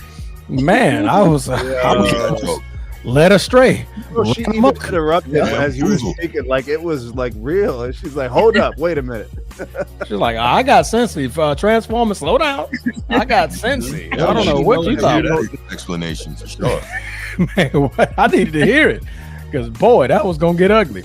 All right, moving on to the next game. The Washington Commanders are going to be traveling to battle half of the Flowing Hair Committee, and that is Justin Herbert. Justin Herbert is favored by 2.5 in California, in Inglewood. Britne, who do we have winning this football game? Is Jaden Daniels still out? Jaden Daniels is going to play. Oh, he's going to play. That's a good game right there. I believe he's going to play. Stand by. Let me see if I can get this confirmation. And then the other question is Terry McLaurin. Yep. Commanders, Daniels plans to play against the Chargers. So, yes. Right now, he's planning to play. This is going to be probably a little bit better, closer game than I thought it would be. I think this will be a tight game. Well, it does depend on Terry McLaurin. McLaurin is playing. I'm assuming. I don't know if he's out or in. I'm not sure. It's just something about this Chargers team. They starting to change my mind about them now. On both sides of that football, they've been playing some good football, and I'm not sure if I'm trusting this older Commanders defense at this moment. They've been struggling. Marshawn Lattimore looks like a shell of himself right now. I think they just getting too up there. I got to go with the Chargers. I think it's gonna be close, but I'm going with the Chargers. Okay, we got the Chargers. Sneed. That's Bruce. I'm sorry. My bad. Oh, go ahead, Bruce. No. I'm talking out loud. Go ahead, Sneak. I don't like how serious are some of these injuries for the Commanders. So like kind of like what Britne was saying. Laramie Tunsil didn't practice, but it says rest. So that to me doesn't sound bad. No. Same thing goes for a couple other players. It just says rest. But like, okay, Jaden Daniels is a full participant, so he's coming back. Zach Ertz is also rest, but like Terry McLaurin has a quadricep. If it limits his speed, if it limits his quickness off of, the snap off of the line, like that's gonna not gonna be able to get the separation. So that he's not gonna be as open. Mm-hmm. I don't know, man. On top of that, Deebo Samuel did not practice today. He has a heel injury. Oh, he has a what injury? Heel. Wow. So so Britne brought up the defensive players and how they're older and injured. I'm looking at some offensive players being limited maybe as well. That sounds like maybe take the Chargers because they're kind of sort of going to be healthier. Like Keenan Allen, it just says rest. Derwin James is limited with a glute. He'll probably play. Is this game in LA, you said? It is in California. Let's take the Chargers, man. But in LA, that doesn't matter. So, yeah, they don't really have a true fan base out there. They don't. It's always the away team official of that stadium. Yeah, but a guy like Flowing Hair will be more comfortable at home. You know what I mean? Yeah, that is true. True. Take the Chargers. All right, Bruce, who you got, brother? Oh man, this is tougher than I thought because left tackle Joe Alt is doubtful to play this week. And he's one of the best young tackles in the league. And he was filling in because Rashawn Slater was out. He's done for the year. So this is tough. Flowing Hair is nobody to guard his blind side. But if anybody's going to have another old lineman ready to go, it's going to be Jim Harbaugh. And, we've got the benefit of Flowing Hair being a very mobile quarterback. So if he senses it, he can still get out there and move. I'm going to go with the Chargers, but it's not going to be easy. All right. Chargers it is. I think we're all in agreement. I'm gonna pick the Chargers as well. I like what the Chargers are doing this year. They just came off of a close loss this past week. And I think that's just going to be enough fire that just needs to be lit into getting back to what the winning ways were. Running the football, stopping the run. Obviously, Washington's not going to be able to run the football as effectively.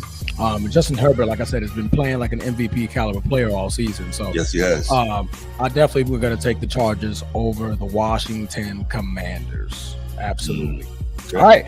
And then the final game of the Sunday night at 8:12, the primetime game favored by 7.5. We have the returning MVP hosting Tom Brady and not Tom Brady. It's Drake May and the New England Patriots. Bruce. Yeah. Can Drake May pull a Tom Brady and beat Josh Allen? Or does Josh Allen have what it takes to keep the streak going of undefeated? Patriots are going to play close. They're going to play tough. They're going to play physical. They're going to lose. Well put, Sneed. Yeah, I'm going to go Bills by like 10. I don't know Bills about by 10. They're favored by 7.5. So you got 10? You got the over? Yeah, Bills are going to win by 2 scores. All right. Britne. Has the Bills played anybody outside of the Ravens in the first game? And we're questioning them? They beat everybody, whoever they played. They got the Jets, the Dolphins, the Saints, now the Patriots. I need them to have a tougher schedule. The Bills. After that, it gets better again. They got Atlanta. They got Carolina. Dang. Oh, wow. They're about to run a cool 7-0 before they play Kansas City. They trying to get Josh Allen to easy that to get to the bowl. But it's not like they even need it. I mean, his division is not that competitive. So Right. Dolphins, Jets, Patriots. That's Yeah. great. It went from the Patriots division to Josh Allen's division in like 2 years. Oh, absolutely. Night and day. As soon as time left, it was over. And day. As soon as time left, it was over. We're all in agreement, Buffalo? Yeah. Oh, no. Brittany, you said Buffalo, right? I said Buffalo. Okay. And I got Buffalo as well. Josh Allen's the MVP. He's going to prove it. He's going to show it. They're going to go undefeated 7-0 by the time they play Kansas City. Speaking of Kansas City, Bruce has the Jags as his number 5 on his top 5 list. They now have to battle Patrick Mahomes, and the Swifties in the stands are going to be manned and ready because Taylor Swift is coming to Duval. Chicken cutlets, bro. Really? Chicken Cutlets is coming to Jacksonville, Florida, and Kansas City is favored by 3.5 only because Taylor Swift is going to make an appearance. Brittany, is Flo and Hair going to be able to get it done, or the Swifties going to take over Everbank Stadium? No, I'm actually torn about this game. I've really honestly been torn about this game, and people might look at me like I'm crazy. If I go, I guess they did get Xavier Worthy back, and that showed it helped open up that offense a lot. And that defense is always a good defense. But you know what? I'm gonna go far left on this one. I'm gonna go way left on this one. I'm gonna go out there. No, I'm gonna say it. No, you're not. I'm going with the Jags. Whoa! I'm gonna go with the Jags. I'm probably out of my mind crazy.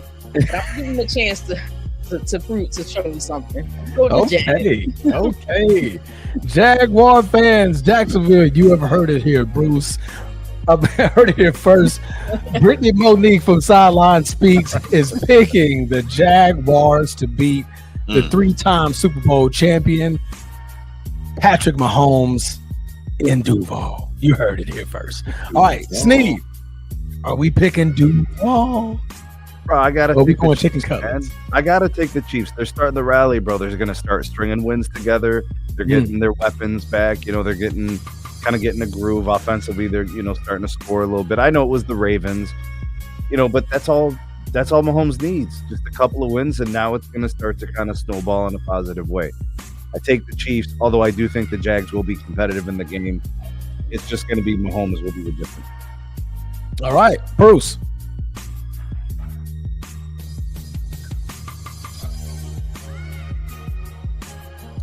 And this is why I said that it could change after this week.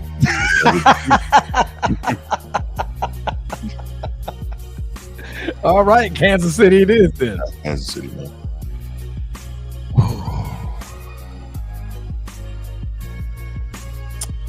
Who did Kansas City play last week? Ravens. 31st ranked total defense in the league. I know. Thank you, Brittany. Right. Thanks for the reminder. So how much of that Patrick Mahomes finding the resurgence in his team, or is that on the Baltimore defense being bad? Transformer. Jacksonville is number one in takeaways. Now, Kansas City is not known to turn over the football that much. I mean, with Patrick Mahomes, he's pretty effectively and clean with the passing game.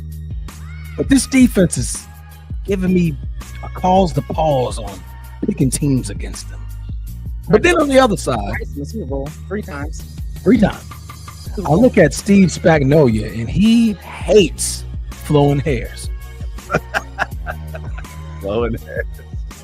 He hates it.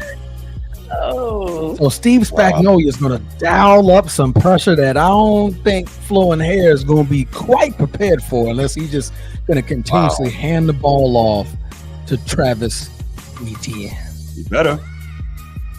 It's going to be a close game. North carrying the NFL. Give him that rock. It's a Monday night game. I'm going to give it to Kansas City because it's a primetime game. Mm-hmm. They're the only team that plays Monday night. Mm. That's going to be what Patrick Mahomes is like. Oh, I'm the only one on TV? Say less, fam. Mm-hmm. Let's get it done. Let's put Kansas City is going to win this game close. What's the spread? 3.5 Kansas City and Jacksonville? Jesus. Ooh, the money's telling you to go Jacksonville. Ugh. I'm going to stick with Kansas City. on this one. Kansas City for the win. Prime time is probably going to be a last-second call, and we're going to get it done. All right. That is your weekly pick'em. You heard it here from Bruce Snead and Britne, our guests for the evening. That is the wrap-up for week number 5. Tell us how we look. Tell us how we did. If you don't like it, talk to your mammy. We don't care. Let's go. All right. We're going to take some calls on this one, or we're going to move on? Absolutely. We'll take 2. All right. Well, it's going to take 2 calls. Let's get her done. You already know the number. 904-219-8264. Keep reaching, Britne. Keep reaching. Keep reaching. Not bad, Britne. Tell us what you think. Give us your thoughts.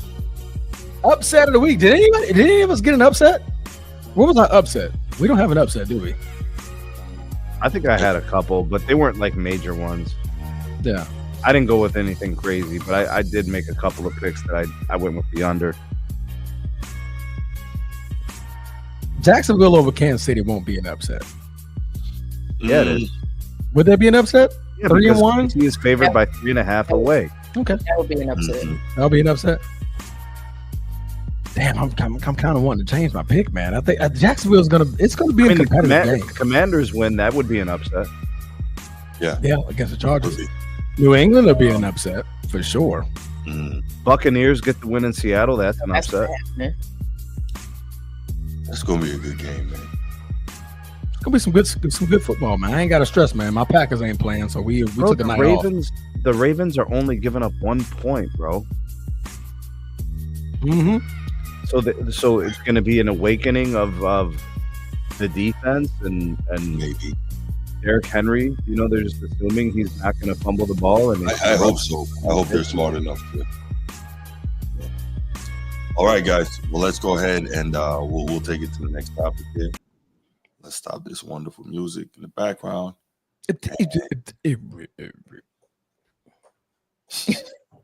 My bad. Hey, you took the topics off as well? Okay. No. Man said Ravens done, redone. Turn that shit off. Right. For sure. All right. Main topic of the night. Baltimore Ravens. With Lamar Jackson, since he's become a starter, he wins about 74% of his games, right? He is clearly a winner. He's only lost 2 games in his career as a starter to the NFC. I think he's 24-2, 24-3 all time against the NFC. So we know that he knows what he's doing. We know that he's got a lot of ability. However, unfortunately, for whatever reason, in some of the biggest games, he tends to not play nearly as well, has a lot more turnovers, has a lot more turnovers and just has difficulty, guiding the team the way it needs to. Now, it's not all on him. A lot of times in these big games as well, you see the play calling get away from what got him there. And there's a lot, man. But now at this point, the Ravens are 1-3. They've got a ton of injuries racked up. And this was a year that a lot of people picked them to go to the Super Bowl. Some picked them to win it. But now they're 1-3 early on. They've got a bunch of injuries. Their most important guy, Lamar Jackson, he's out, although it was reported that he's, trying to play on Sunday. I know that's the competitor in him, and I respect that, but I think that hammies are very tricky, hamstring injuries. And I think he should make sure he's 100% before coming back. And the team shouldn't allow him to play unless he's 100% before coming back. I think this is an opportunity, realistically, without Lamar, to get back to focusing on Raven DNA, and that's playing elite defense and really running the football extremely well. So before I get you guys' thoughts on this, I'd actually like to play a clip from can't remember if it was NFL Live. I think it was NFL Live. Orlovsky and Marcus Spears, aka Swagoo, had a brief discussion regarding, what's the problem, what they think is happening with the Ravens. And I'd like to play that for you guys. So hang on 1 second and we'll get that going. 1 second. All right, here we go. I don't know what Todd Monken is doing. I really don't. There is a tremendous amount of evidence that if you let Derrick Henry dictate games, this offense works better. Yeah. And him and Lamar dictating games with whether it's sleight of hand or whatever. Look at this on the season. 48 carries, 49 carries, tied for 24th. He's 8th in rush yards on those limited carries. He's tied for 6th with touchdowns and 20-yard rushes, 4, tied for 1st. And we left a game against the Kansas City Chiefs with 8 total carries in a game for Derrick Henry. Now, this has been a part before Derrick Henry showed up. Y'all know I almost lost my damn mind about the AFC Championship game. Yep. Yeah. And the number of runs that the backs had as the number 1 rushing team in the league that season. So again, go ahead. Do you think or expect it to be different once Likely's back consistently and Ricard comes back? But Dan, I understand that, and I agree with you on that. But what's your best formula right now? You have to play for what's going on. Right. You got 7 people injured on defense, and you consistently want to push the ball down the field. And you're not winning. And you're not winning doing that. So again, I understand the draw to want Lamar to make plays and push the ball down the field. You did not sign this man to be tied for 24th in carries 5 weeks into the season. And if his career wasn't made on volume, we wouldn't have this argument. He gets better the more touches he has. That's been the case since he showed up to Baltimore and when he was in Tennessee. Some great commentary by Hot fire. Facts. So let's start with Britne. How do you feel about what Marcus Spears had to say? Do you agree? Do you disagree? Do you have something to add? Where are you on the Ravens and their woes this season? I think honestly, let's look at it, right? Okay. First game, the Ravens scored 40 points. Second game, 41. Third game, 30. And the last game, 20. Last game was kind of a different situation, right? Lamar Jackson went out. You going up against a team that you've been struggling to beat since forever, basically, it feels like. Start of time. Right. But it's like your offense is scoring. It's not like your offense is not scoring. To me, that's not the problem. To me, it's this defense. Your defense can't stop anybody. That is the biggest issue here, is that defense. Yes, Derrick Henry cannot fumble in certain situations. Okay, I understand that. Yes, Lamar Jackson has to stay within himself at times. I understand that as well. But you're still moving the football up and down the field, and you're still scoring points. You're still putting points on the board. That defense has been atrocious. That has been the primary reason why you lost the majority of your games this year. I'm going to say outside of the Chiefs, but even then you allowed almost 40 points, 37 points. That is a big problem. And I do not see it changing this week. Actually, I see them struggling even more this week because you most likely will not have Lamar Jackson out there. Because if I'm the Texans, right, this is basically what my game plan is going to be. I know you don't want Cooper Rush to throw it 30 times a game. I know you want to give it to Derrick Henry. So what are we going to do? We're probably going to stack. Right, we're going to stack the box, right? We're going to make Cooper Rush beat us. And let's see if he's capable of doing that. I know your defense is struggling to stop us. So that to me is that game plan. So we could get upset about the Derrick Henry issues and things like that. But when they're in there, they're actually scoring points. That defense has been atrocious. To me, that is the main problem. Agreed. Sneak. Great. Sorry, go on. Yeah, these games we've seen game flow problems, which has kind of coerced the Ravens into wanting to pass more. And because they have Lamar Jackson, they feel comfortable going into that space where they can throw the ball a bunch of times because he's capable. Mm-hmm. Dropbacks, no problem. He can scramble for 25. He can throw it down the field for a 30-yard missile, to Zay Flowers. Like, there was optionality when Lamar was there. So your defense was bad, but you could compete in the games because of Lamar. Well, now you don't have Lamar. Now you have Cooper Rush. You have no choice but to give Derrick Henry the ball 25 times. Mm-hmm. There's no version of them winning with a questionable defense unless they can keep the defense off the field and just let the offense possess it through Derrick Henry. So we're talking about 25, 26, 28 carries. We're talking about possessing the ball, keeping the defense off the field so they don't have to do as much. And when they do get a chance, force the other guy to make mistakes so you can win the turnover battle. You're going to have to be plus in the turnovers, right? And you're going to have to keep the other guys off the field. Look, in my opinion, they can win this game. It's not that they can't, but it's going to have to be what Bruce was saying, because Cooper Rush can't do what Lamar does, and they were losing with Lamar. So they just have to play the game differently. They're going to, even if they go down 1 or 2 touchdowns in the first half, they still have to give the ball to Derrick Henry. Still. I like the little soliloquy both of you guys just gave, right?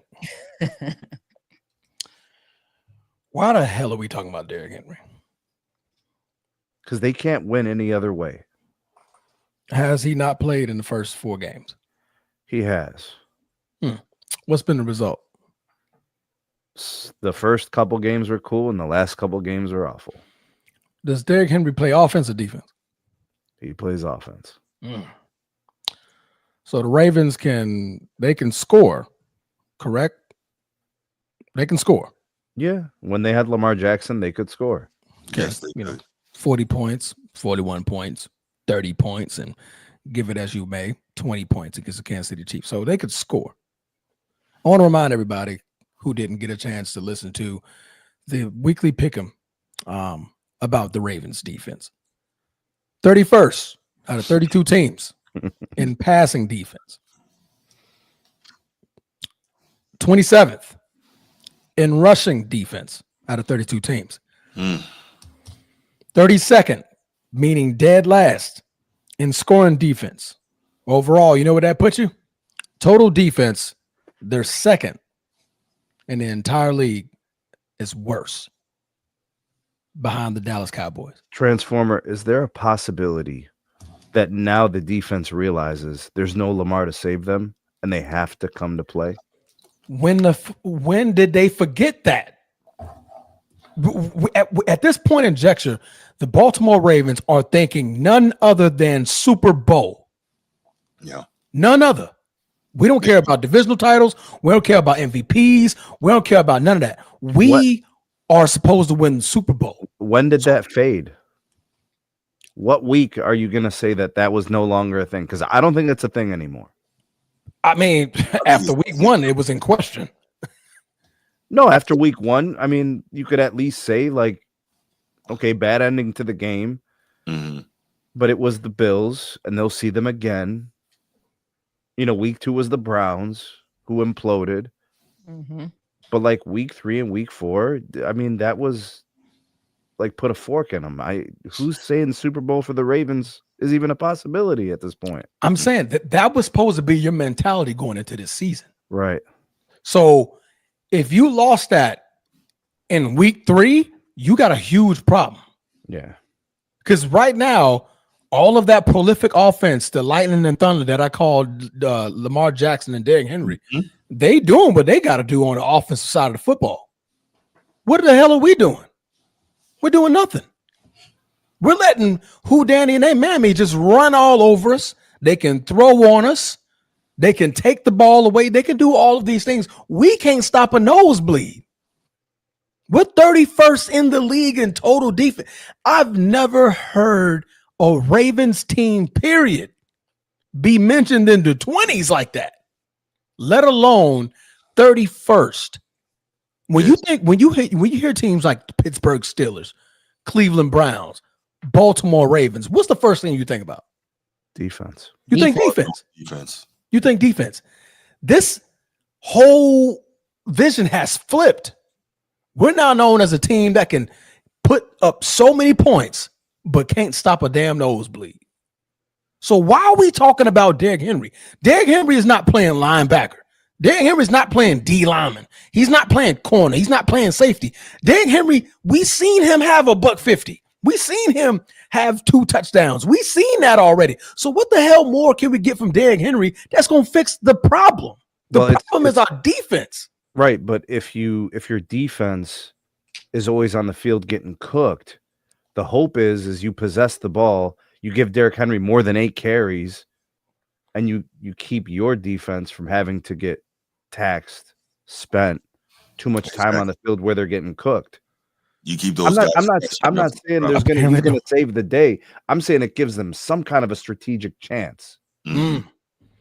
So eventually, you're gonna go down 14-3. Right. Where's Derrick Henry? Well, we're gonna keep that same energy. They went away. Went away from him, and they went with Lamar to score all those points, and they lost with Lamar. Well, also let's look at it this way too, Transformer. A big part of running is keeping the defense honest, right? So it's not necessarily that he has to get a $150 and 2 tuds, right? Although that would be great, but it's also keeping the defense honest, making them creep and come up to the line, and like Britne said, stack 8 in the box if they have to, or also just the threat of you consistently handing off to Derrick Henry creates a lot in the play action game, right? Baltimore doesn't really like RPO a lot from what I recollect watching them, but in the play action game with Derrick Henry, you could do a lot. Yeah, I know, right? Well, I guess you're thinking because they got such a mobile quarterback in Lamar that it would work. But, no, but in the play action game though, you got a lot of chances to have success. So you establish the run early and often, then you can do more things. And like Snead said, it helps the defense because at least it lets the defense breathe. They're not out there getting gashed. 3 and outs don't help your defense. Right. That's why they say like teams with elite running games, you don't necessarily have to have an elite quarterback. As much as they want to try for you to have that, it's not always necessary for you to have success. Do you guys think the Browns could have the best defense in the league? Possibly. Yeah. You know why they definitively don't though? Like why it's not clear that they're number 1 is because they're tied in the 4th quarter. Yeah. Because the offense is a need. Okay is missing. Well, go Irish. I want to ask Britne. Britne, what is the Ravens' pathway to victory? Prayer. Oh, damn. And she's not wrong. She's not, man. I tried to come up with a legitimate pathway to victory. She's like, just pray on it. You know, pray. Put pray on it. Than that, right? I don't know how many times. Look, football. There's 3 units to football, and all 3 units have to perform somewhat decent, right? I'm not even going to say to the highest level, to the highest standard. I'm just going to say somewhat decent. The offense has been playing somewhat decent, right? Actually, way better than right. Special teams has been doing what they need to do. Defense has been poor. And the object of the game of football for defense is to prevent the other team from scoring. That is your main objective. And the offense is to what? To score. So, like you guys said, the offense has been doing, it might not have always looked pretty. Mm-hmm. It's football. It's not going to always look pretty for the offense, but they have been scoring. I don't know what is their points per game? 34? 34 points 32 per Put it up game. there. 32. 32.8. So 32 points per game. That's a lot. That's a lot. That Yeah, is that's a a lot. lot in the Now, what if the national. Browns could score 32 a game, bruh? Be You unstoppable. guys Be would undefeated. be unstoppable. we don't want to see that. Defense. But that You defense don't wanna is see so that. bad. I don't know what that next step is, but that is the main situation for this. Well, right now it's going to be the offense because Lamar is missing. But focus on the defense. I don't know what you can do at this point. And Harbaugh is supposed to be a defensive-minded head coach. This is his unit. These are his guys. So it's I like thought he was what- special teams coach. He was Back a special special teams. teams coordinator. Jim. Andy Reid. Yeah. Yeah. Gotcha. Right. Go ahead. But I think his thing is defense, though, right?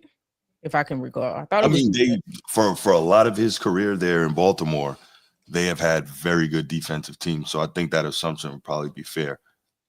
right. But I'm just like, maybe it's time for a new voice. Okay, whoever their defensive coordinator is, I'll give it to the defensive coordinator.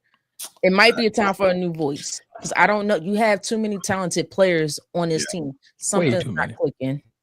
Something's Too not many. clicking. So it might be time for a defensive coordinator. And if we got to go one step further, a new head coach. But But something's their gotta give. defense is so bad. I mean, are we really going to give that much credit to the defensive coordinator? Not now. If he can get it rolling and get it back in line. I mean, then if anything, the offensive coordinator should be getting the shot at leading this team because he's Right. been getting points. Who is their defensive coordinator? yeah, Zach Wilson, How long he's been a defensive coordinator for? last year was his first year. Yeah, last year. What was their ranking last year? So it started off terrible just like this, but it ended up getting a lot better towards the end. And I think they finished the year like 8th in points per game allowed. It So looked they made this bad. huge strides. I don't think it didn't look this bad. No, it didn't look this bad, but it was bad though. Look, you can't start 1-3 right now. You was cannot 1-3. start 1-4. 14% chance of making the playoffs. Not good. Like you cannot start 1-4, and then your division rival is what Pittsburgh is Mhm. at the top of your division, only losing one game. Brittany, we thought at the start of this year there were going to be 3 teams potentially from the AFC North going to the playoffs. We're getting one. It's just going to be the winner. It's probably going to be the Steelers. I guess my question is, why do I feel like everybody lets this team off the hook at times? Who? Because I think because they see how talented it is, and when they're clicking, they're damn near unbeatable. I think that's why. Yeah, but y'all gonna hate me for saying this, but it just feels like you blow out the worst teams, but when it comes to trying to beat the tougher teams, Yeah, that's about right. you can't perform well. So does that mean you're mediocre? Yeah. Ooh.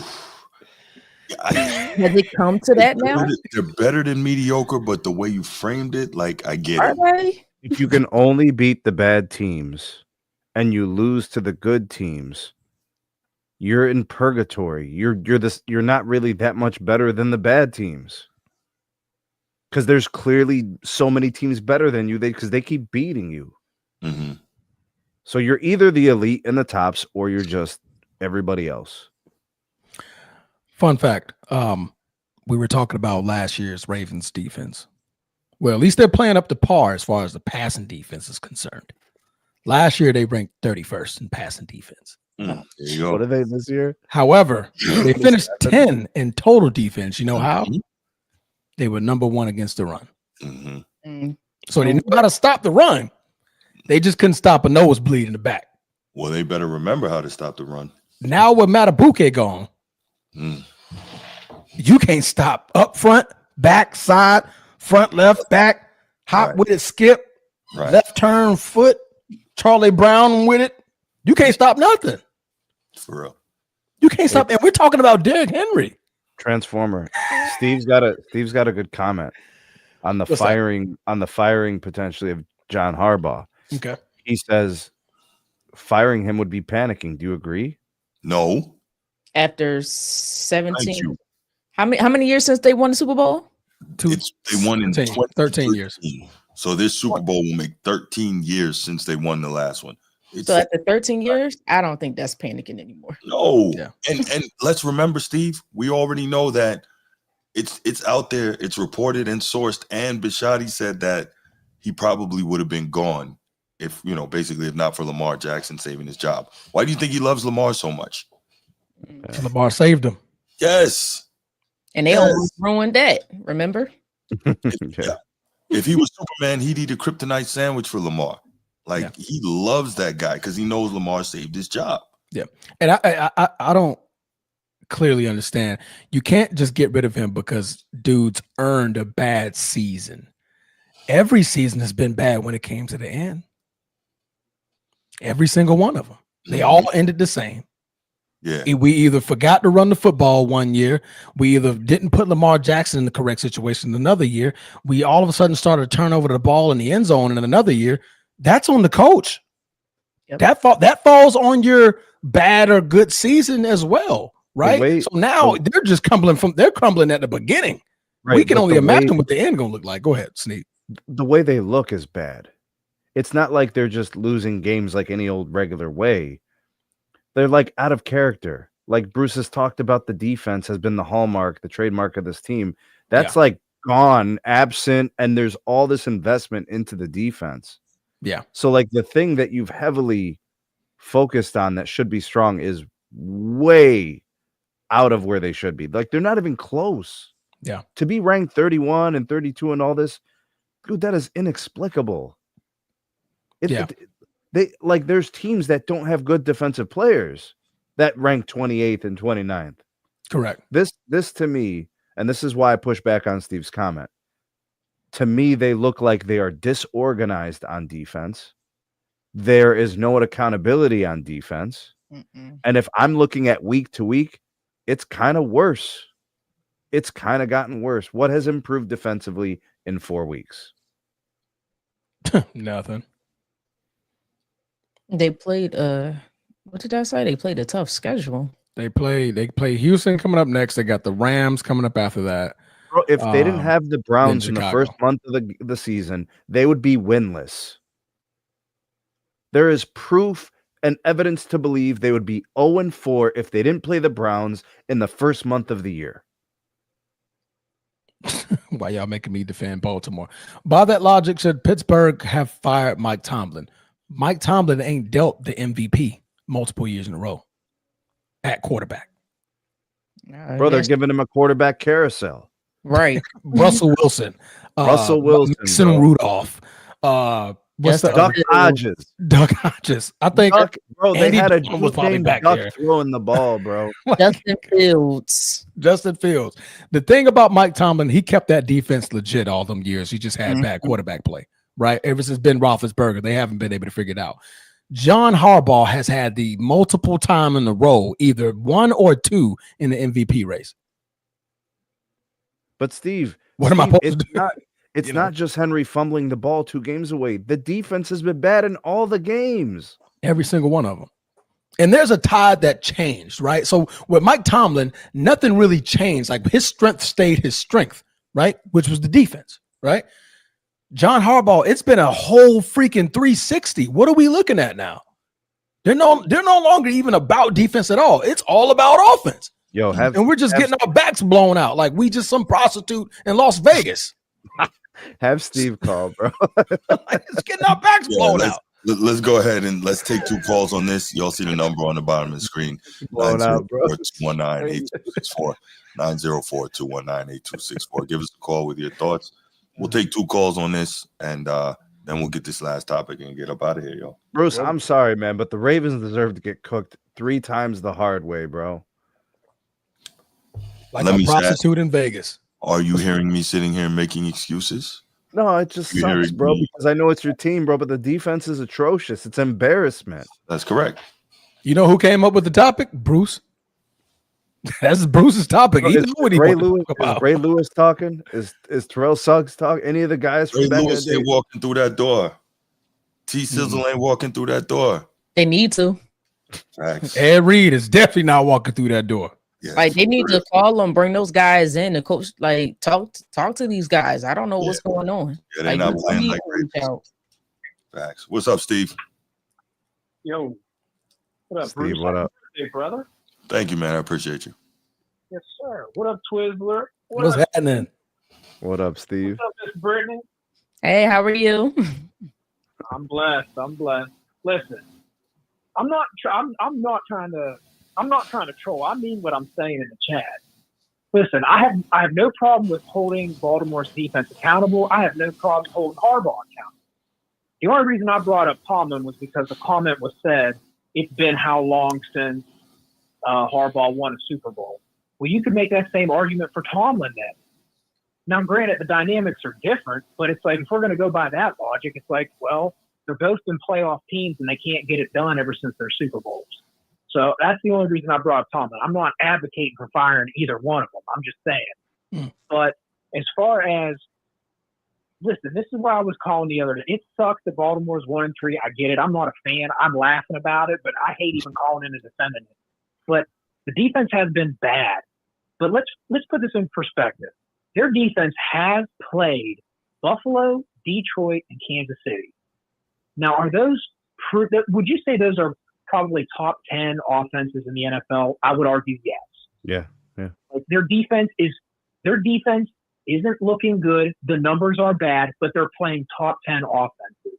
And if we have no problem placing the blame on Harbaugh or placing the blame on the defense, why hasn't anybody said if Derrick Henry doesn't fumble 2 games away, they're probably at least 3-1, 2-2? Like I'm all about holding the defense accountable. You think that's why they only gave him 8 carries last game? I was about to say, has that not been said? Well, I'm pretty sure we've heard some. I think it could be. I also feel like they got down pretty early in that game, so maybe them abandoning the run may have been a little bit of a factor of it too. But you're right, Sneed. It could be. It could be. But all I'm saying is, it's 4 weeks. I get it. The numbers on defense look bad, but they've played great offenses. You're playing Josh Allen. You're playing Jared Goff in Detroit, who just went to the NFC Championship. And you just played another AFC contender in Kansas City with obviously Pat Mahomes. I don't have to argue Pat Mahomes. So yes, I get it. The defense, we want the numbers to look better. We want a more competitive nature from that defense we're traditionally used to. But we also have to hold Henry accountable. He fumbled that Buffalo game away. If he holds on the ball, we're not even talking about 1-3. Yeah, but Steve, they didn't do anything the entire second half in that game. Do you remember the second half of the Buffalo game? Yes. It was bad. It wasn't just the fumble. It was the fumble too, but it wasn't just the fumble. They didn't do anything offensively in the second half. I think just a little bit early in the fourth quarter, nothing. I don't even know how many first downs they got in the fourth quarter. They may have gotten none. I would agree. But if we're willing to hold the defense to a standard, why can't we do that with Henry? I'm just saying those are big fumbles and big moments of those games that literally cost them. So why didn't they run the ball with Justice Hill? That I can't answer. I mean, I don't know. I mean, if it really was a fumbling issue, if it really is a Derrick Henry issue, the coach has to make a decision to bench him or hand the ball off to Justice Hill, who's capable. Listen, I'm all about making fun of Henry because Bruce loves him, but that's a panic. You're not going to just bench Derrick Henry. Like, let's keep it a buck. You're not going to pay him that money just to bench him. But I think it's okay to be like, hey, we're a couple turnovers away from not being in this situation of 1-3. As bad as the defense has played, as good as the competition they've played, there are a couple turnovers. You know what that sounds like, Steve? 500 is all I'm saying. That sounds like the guy from Penn State. What? Yeah, what he said this week after that loss to Oregon. Did you hear what he said? Oh, good gracious. I heard what he said in his press conference. He was trying to, I'm not going to let this define us. Hey, we built this over the 12 years, blah, blah, blah. Bro, don't do that, dog. Don't do that. Oh, did we lose Bruce? Oh, damn. Oh, damn, we lost Bruce. Which means we lost the call, We bro. lost the call. Steve over there talking up a storm. Steve was cooking, bro. He had a good point about Derrick Henry. That was a good point. Look, I'm just saying. Are we back? There you go. Playing Kansas City, Detroit, and Buffalo in your first 4 weeks. That's tough. I don't care who you are. I don't care if you have the number 1 defense. That's tough. Like, those are, like, 3 of those teams are legit contender teams. Like, teams that we think, hey, Detroit's probably one of the top 3 teams in the NFC. The other 2 are probably top 4 teams in the AFC, probably even higher. So it's like, I get the defense, but it's like, also, they're a couple turnovers away from one key component, one key player on that team. If he holds onto the ball, they're probably at worst 500. At worst. Hold on. Especially the Buffalo game. Hold on, Steve. If we're going to play that game, who did the Browns play this year? Joe Burrow, Lamar Jackson, Jordan Love, and Jared Goff. Do we really want to talk about opponents right now and competition? Hey, hold on. Well, that's to me, that's crazy even in comparison. How can you even compare Cleveland to Baltimore? We know what Baltimore's done, and we have evidence to see how competitive they are. That's why we're having this conversation. We're not holding Cleveland to that standard as we would Baltimore. So to me, that's like comparing apples to oranges. No doubt. Yes, other teams have played competitive schedules. That's not the argument. We hold Baltimore to a certain standard because they have an MVP caliber quarterback. They are a perennial playoff team. I mean, I'm not shitting on you. I'm not shitting on the fact that you're a Cleveland fan to me, but that's not the standard we hold for Cleveland. Fair enough. Now, their defense is nasty. Oh, go ahead. I'm sorry. I didn't mean to take too much time. All good, man. I got to let you go. Thanks. Go ahead and move on, man. I appreciate it. Great call as always. Very insightful. All right, everybody. Thanks, bro. Appreciate it. Can I just say something real fast? Look, I understand about the schedule being difficult and things like that, but the Ravens were also supposed to be a Super Bowl contender, so that's not an excuse. That's not an excuse. That one. Like that one.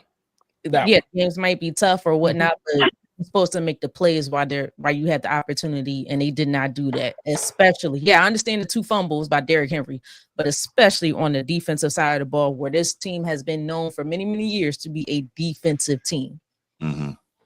So that schedule is not an excuse whatsoever. Facts. Bruce, what up? Bruce,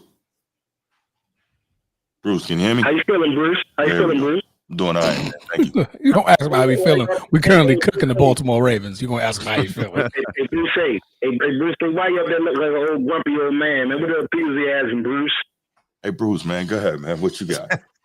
What's going on, man? How you feeling tonight, Brucey?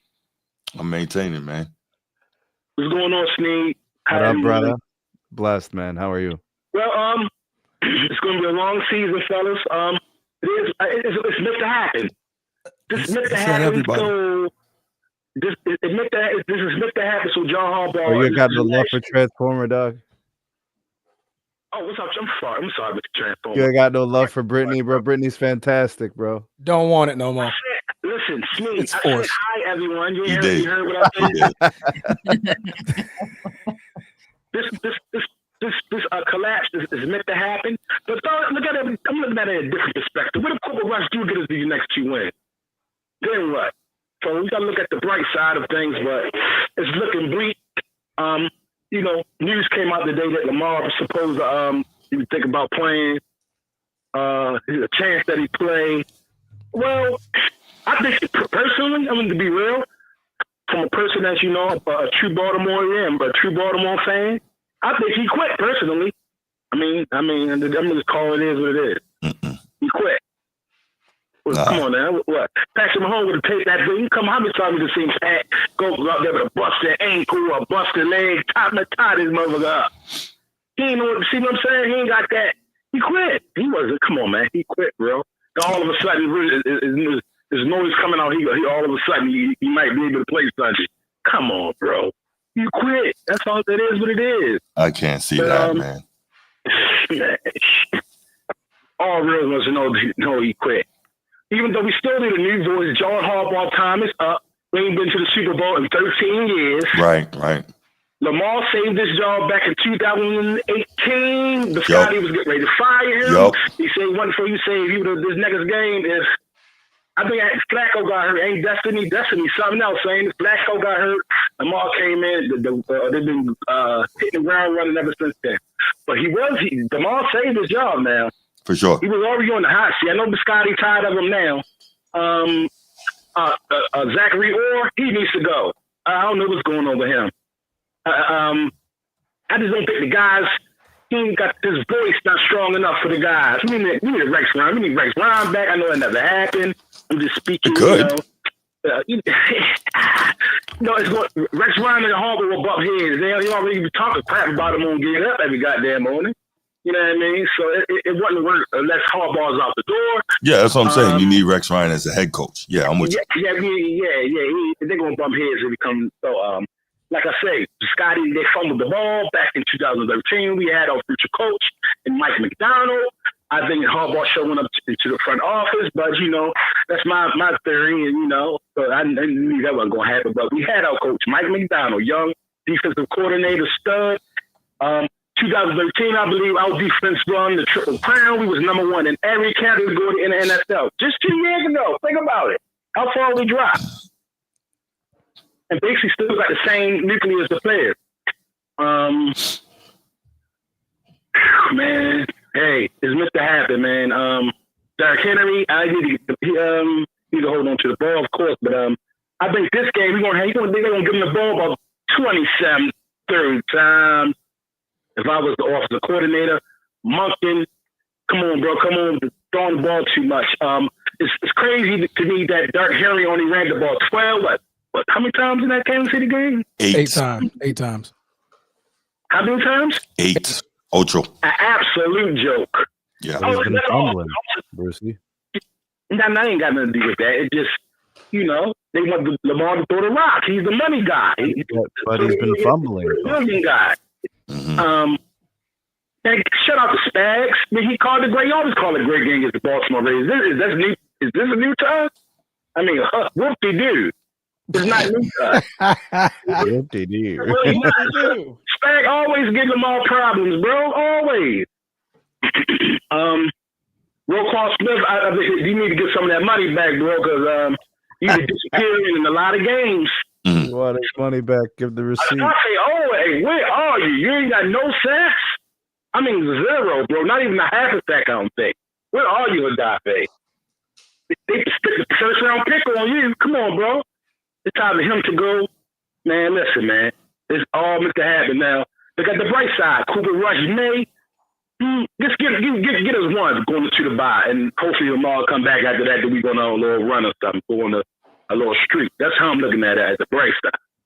But overall, I just believe John Harbaugh should be out the door. This period, we need a new voice. I'm praying that Rex Ryan, man, Biscotti, wake up one morning and say, this is it. You know what I'm saying? Brian Flores, next year, hopefully, I'm looking at him, the defensive coordinator for the Vikings. But Rex Ryan, man, there's only 2, I agree, man. Those are 2 great choices you brought up, man. Thank you for that, because, man, I like those. Hey, man, how y'all boys feeling tonight, man? How you feel, Transformer? Feeling better, brother? Starting to hurt a little bit now, but Hey, Transformer, before I go, right, hey, Transformer, how y'all tied with the Cowboys? Y'all supposed to be this all great thing. What's going on, bro, in Packland, Transformer? sometimes you play down to your competition, and that's what we Would you do. rather lose or have a tie? Tie.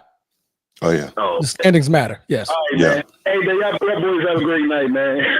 Appreciate you, Brucey. All right, bros. Oh, man. All right, Chad. All right, another good call from the main man, Bruce Baltimore. Bruce holding it down. Always. We're going to put a fork in that one, guys. Ravens are done. Are they not? We shall find out in the next episode of Dragon Ball Z. No doubt. All right, man. Moving on over to the final topic. We're going to go talk a little bit of basketball. We're going to give them a little bit of love before we go ahead and get up out of here. The Warriors made some signs these past couple of days into where we're now questioning, are the Warriors all in? This is Steve Kerr's final year on his contract. He's yet to re-up a new deal, but they've had 4 major signings over the last couple of days, starting off with re-signing of the Jonathan Kuminga, who's been under the trade rumors, he wants to leave, not properly being coached because Steve Kerr prefers to give the ball to Steph Curry all day. We play through Steph Curry. We play through Draymond Green. We play again through Steph Curry. If I'm open, guess what? Pass it to Steph Curry. He's better and all of this jazz. They go into a 2-year deal, $48.5 million a year. $48.5 million total, averaging out the 24.25 a year, along with the team option for the second year. But they didn't stop there. They signed one of the oldest fossil fuels in the NBA, and Al Horford, the center, for a 2-year deal, worth $12 million with a player option for the second season. But they didn't stop there. They said, Steph Curry, you got a brother, don't you? Yes. You can shoot it. Go get your brother, bro. Go get your brother over here. Go get your brother. We're gonna They sign. used to play basketball in the neighborhood. Go get your brother, bro. Wow. You got a brother. We're gonna sign him too, brother. So go get your brother. Let's go get Seth Curry and add him on to the team. They didn't I stop like Hulk there. Hogan out here. They said, DeAnthony Get your Milton, brother. guess what? We want you too. Let's bring you back. All right. We dealt DeAnthony Milton. Milton came off. Shake He was Milton. out before he tore his ACL. That's Shake, right? No. Shake is in that's the Lakers. Well, actually, no, he a free agent now. I think we waived him. Okay, my I bad. think we waived Shake. But yeah. So they made 4 signings to go along with, of course, the nucleus and Steph Curry and Draymond Green. So the question is, are the Dubs all in? And we know that there's been a little mixture, a little shuffling with the Rockets getting KD and adding into that team. But they lost Fred VanVleet over the last couple of weeks, and he's going to be mostly out for the season. If they have a shot and get into the conference finals or the finals, he may be able to return in that game. But of course, he's not going to be 100% himself. But all the Dubs, Steph is 35. No, Seth is 35. So I think How old is Steph? 37. Yeah, Steph's older. Okay, Yeah. so Steph's 37. Let's find out. Jimmy's Yeah, 35. Steph is 35. Yeah, you're 37. right. Seth is 35. Yeah, That shocked exactly. me when I found that out. Jimmy Butler's 35. Correct. Draymond's like 33. Mhm. Al Horford's 50. he was 56. there when they built the Sphinx, bro, in Egypt. Damn. Yeah. Mm-hmm. Yeah. You Yeah, look he's at the been guys a long outside of Kuminga, all these guys are like, they're trying to do like glue guys, right? Mm-hmm. So they're trying to do like what the Mavericks did for Dirk at the end, right? They're trying to build that like perfect thing. But like all these guys are temporary contracts, short-term contracts. Steve Kerr's on his last year. Like they could be sellers if none of this works and it starts looking bad. They'll be selling at the trade deadline, absolutely. everything, Everybody can go. including Steph. Do you Like think they'll trade him? that's a real conversation that could happen because he has no value after this year. But this year you could say, okay, if he's 37, he might play a couple more seasons. But like if he's 38 next year, like who's going to trade for him? Or where is he going to go? Like, bro, it's LeBron has spoiled people. It's not normal to play to 40 like this. No, it's not. No, it's not. It's not normal to play to 40 and get paid like this. It's okay to play to 40 if you're still averaging 20-something points a game. I think that's fair. But like that doesn't really But- happen though. Like that's what I'm saying is Yeah. the reason he's getting paid is because he could still play. Yeah. But like it's not normal. Like and so if you look at the ending of last year, do you remember what happened to Steph? Injury. It was a soft tissue hamstring injury. First Mhm. game, first quarter, second quarter, whatever it was. Mm-hmm. Yeah, that was in the second series. Yeah. Yeah, second series, first game.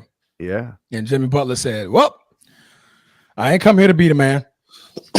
Unfortunately, It's crazy. I think I know what's gonna happen, bro. Like if Kuminga is not a substantial part of this offense, it's gonna end the same way as last year. I don't know how Steve Kerr has to do it. I don't know how they have to set up the offense. but Kuminga's young and a very capable scorer, and he had absolutely no role in the offense last year. None. He comes off the bench, and they tell him get buckets sometimes. Well, why would you keep him for another year and pay him some money if you're not? Because he's going to be worth something in the trade market. Somebody will say this guy is actually good. They weren't using him right. That's a very tradable asset, Bruce. Think about it. 2 years, easy to stomach. 2 years, absolutely. You got the team option. $24 million. Yeah, you hold the option on the second year. Yep. Right, bro. $24 million is nothing. Half of these guys out here making $30 million ain't even as good as Jonathan Kuminga. Right. What's the max? 75 right now. I think the highest is about 75. Ain't that Jason Tatum? No, SGA? that's what's his name? SGA. SGA. Yeah, that's right. SGA is getting it, man. $75 million. Getting a lot of dough, yeah. Boy. God damn, bro. They brought in the whole elderly crew. You know, like they're trying to do the glue guy thing. They're not better than the Nuggets. Buddy They're not Hield. better than the Rockets. They're not better than the Thunder. You know, they're not. No. Even with all of this, even as good as Steph has been throughout his career, he has these random games where he'll drop 50 because he's like that. But like, they're old. Yeah. Yeah. Sneed, and I'm gonna pass this over to Britne. I want to get her thoughts as well. The starting lineup: Steph Curry, Buddy Hield, Jimmy Butler III, Draymond Green, Al Horford. Do you know the youngest player on that starting lineup? Buddy Hield. Do you know his age? 28. 30. I thought he was in his 30s. 32 years old. Holy 32 already. Buddy Hield is 32 years old. He's the youngest starter on the starting lineup. That's crazy. Britne, go ahead, take it away. It sounds like the Dubs, to answer your question, is all in on establishing a living assistant of living home. Well, we are real estate agents, Bruce. Right. Let's go. Let's get them in there.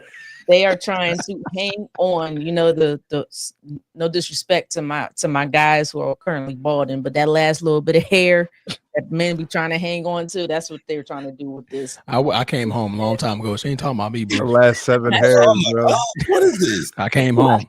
So sorry, y'all. The lighting was on the wall. Now they have to figure out a way to get younger. But what I mean by younger is if you're not going to use Jonathan Kuminga in a way he should be utilized, because I think he's a talent. I really do think he's a talent that has just been sitting on the bench for a long, long time. And he's still only 20. How old is he? 20. Did he even turn 24 yet?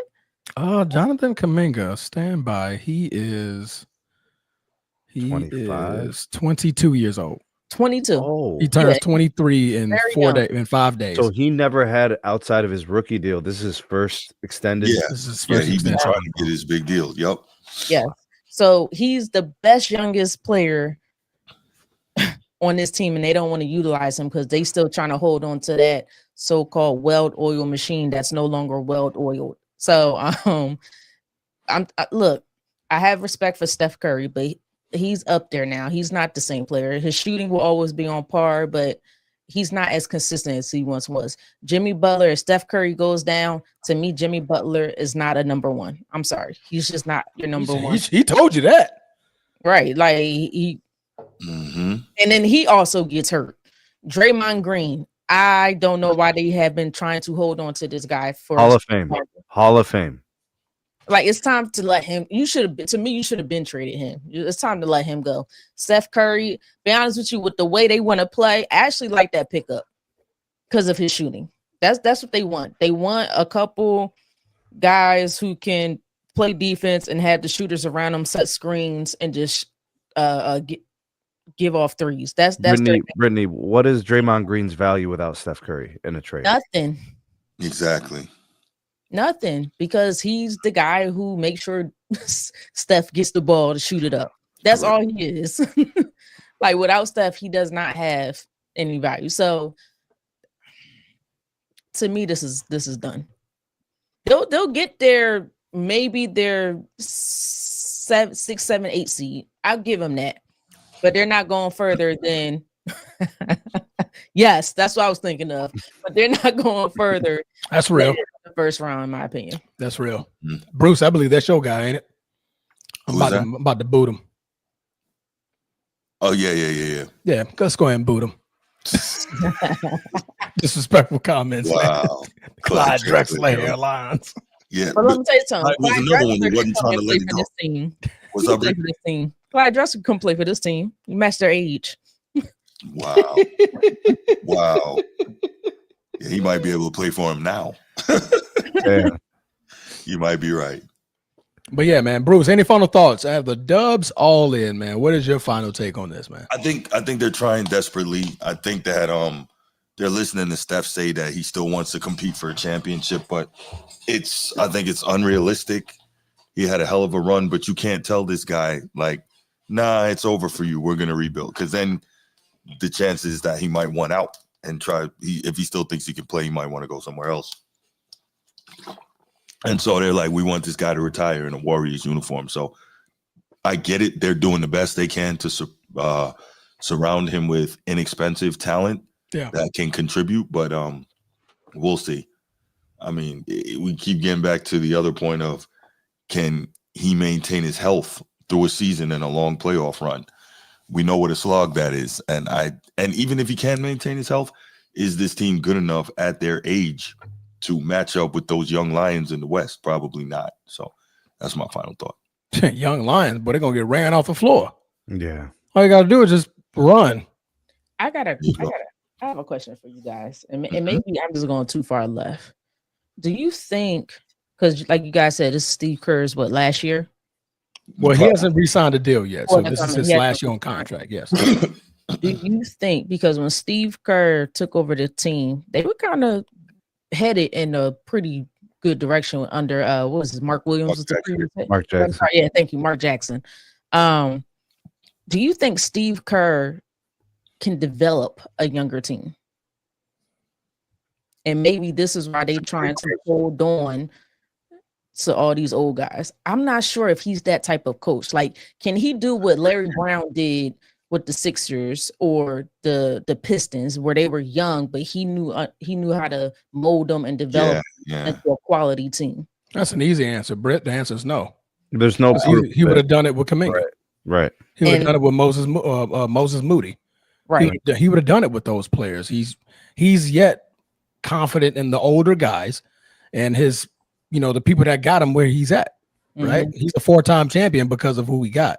Right. The new developing players, like, name me a player that's been successful and young on that team. Right. So I think that answers our question. Yeah. Right there. They're trying to hold on to this team to get through his contract, because I don't think they have that much faith in Steve Kerr to go younger. Probably right. That's a very, very great point. That's a great point. Sneed, any final thoughts? No, that's a good point. I was going to say the same thing. No proof of Steve Kerr developing young players to all-star caliber play, even though they've had many draft picks. Right. Yeah. So, yeah. So the Golden State Warriors choose to stay old like the Brady Bunch, and you've heard it here on the Format Podcast. Britne says everybody over the age of 32 are welcome to the retirement home in the Golden State Warriors. Bro, the aggregate age of that roster is like 1,000 years. Yeah, and that's thanks to Al Horford. He drives the needle up a little bit. But when you got to go get your little brother, and you can't even call him Lil, but he's 35. Right. My little brother, right, 35 years old. Real quick. What do you guys think Steph is thinking right now? Shit, this is it. Right. If I'm not out of here, but we'll see what they'll do at the trade deadline. Like you said, they signed Kuminga. They might look to trade him by the trade deadline. Maybe they get a veteran, someone younger, already established piece they could throw in here. I don't know who. Utah Jazz. They got a guy. Which one? Want him? Marketing. Small forward. Marketing. Oh, listen, Lowry. He is not. He's not letting that get out of the building unless it's for a haul. Danny ain't dumb. He knows that's the one truly, tradable asset they have. And you know, Trader Danny, he's not just going to do that for. I mean, if you get a Kuminga and you get a pick, because I don't think Kuminga's going to stay. I mean, Kuminga's not going to stay there. Well, I think Kuminga's definitely traded either trade deadline or end of the season. The contract for Kuminga is a means to an end. Correct. Right. You signed him because, I mean, you couldn't get a trade for him that you wanted. So, well, we'll give you a 2-year deal, and the second year is a team option, and the option is whether we're going to drop you or not. Correct. You got 1 year to ball out, and we'll send you. We'll see where if you want to go to a certain place, and we'll see if that team's available and wants to make a trade. But if not, okay, we got you for 24.5. And that is enticing for if he does get traded, that contract is enticing for that new team as well, because now we have control of your contract. If we don't like you after a year, we'll drop you. Yeah. But then you also run into the conversation, right? You run into the conversation piece because now you'll only have 1 year.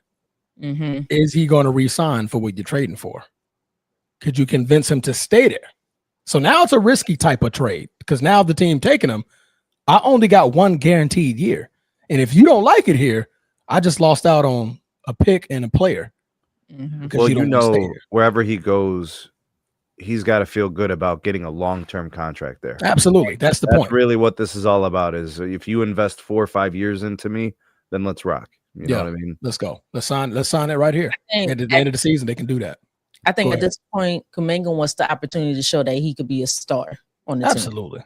So I think he'll sign almost. Like, I think he wouldn't be mad going to the Utah. Actually, that might be a little tough with the Utah Jazz because I know they got East Belly, and I don't know which position they do that would tie into. But they'll probably figure it out. But if they can figure it out, he wouldn't mind going to Utah Jazz because he knows he'll get the minutes and the opportunity to show what he could do. Yeah, because you can't give me a player in Jonathan Kuminga played 74 games, started 46 games from 2023 to 2024, averaging 16.1.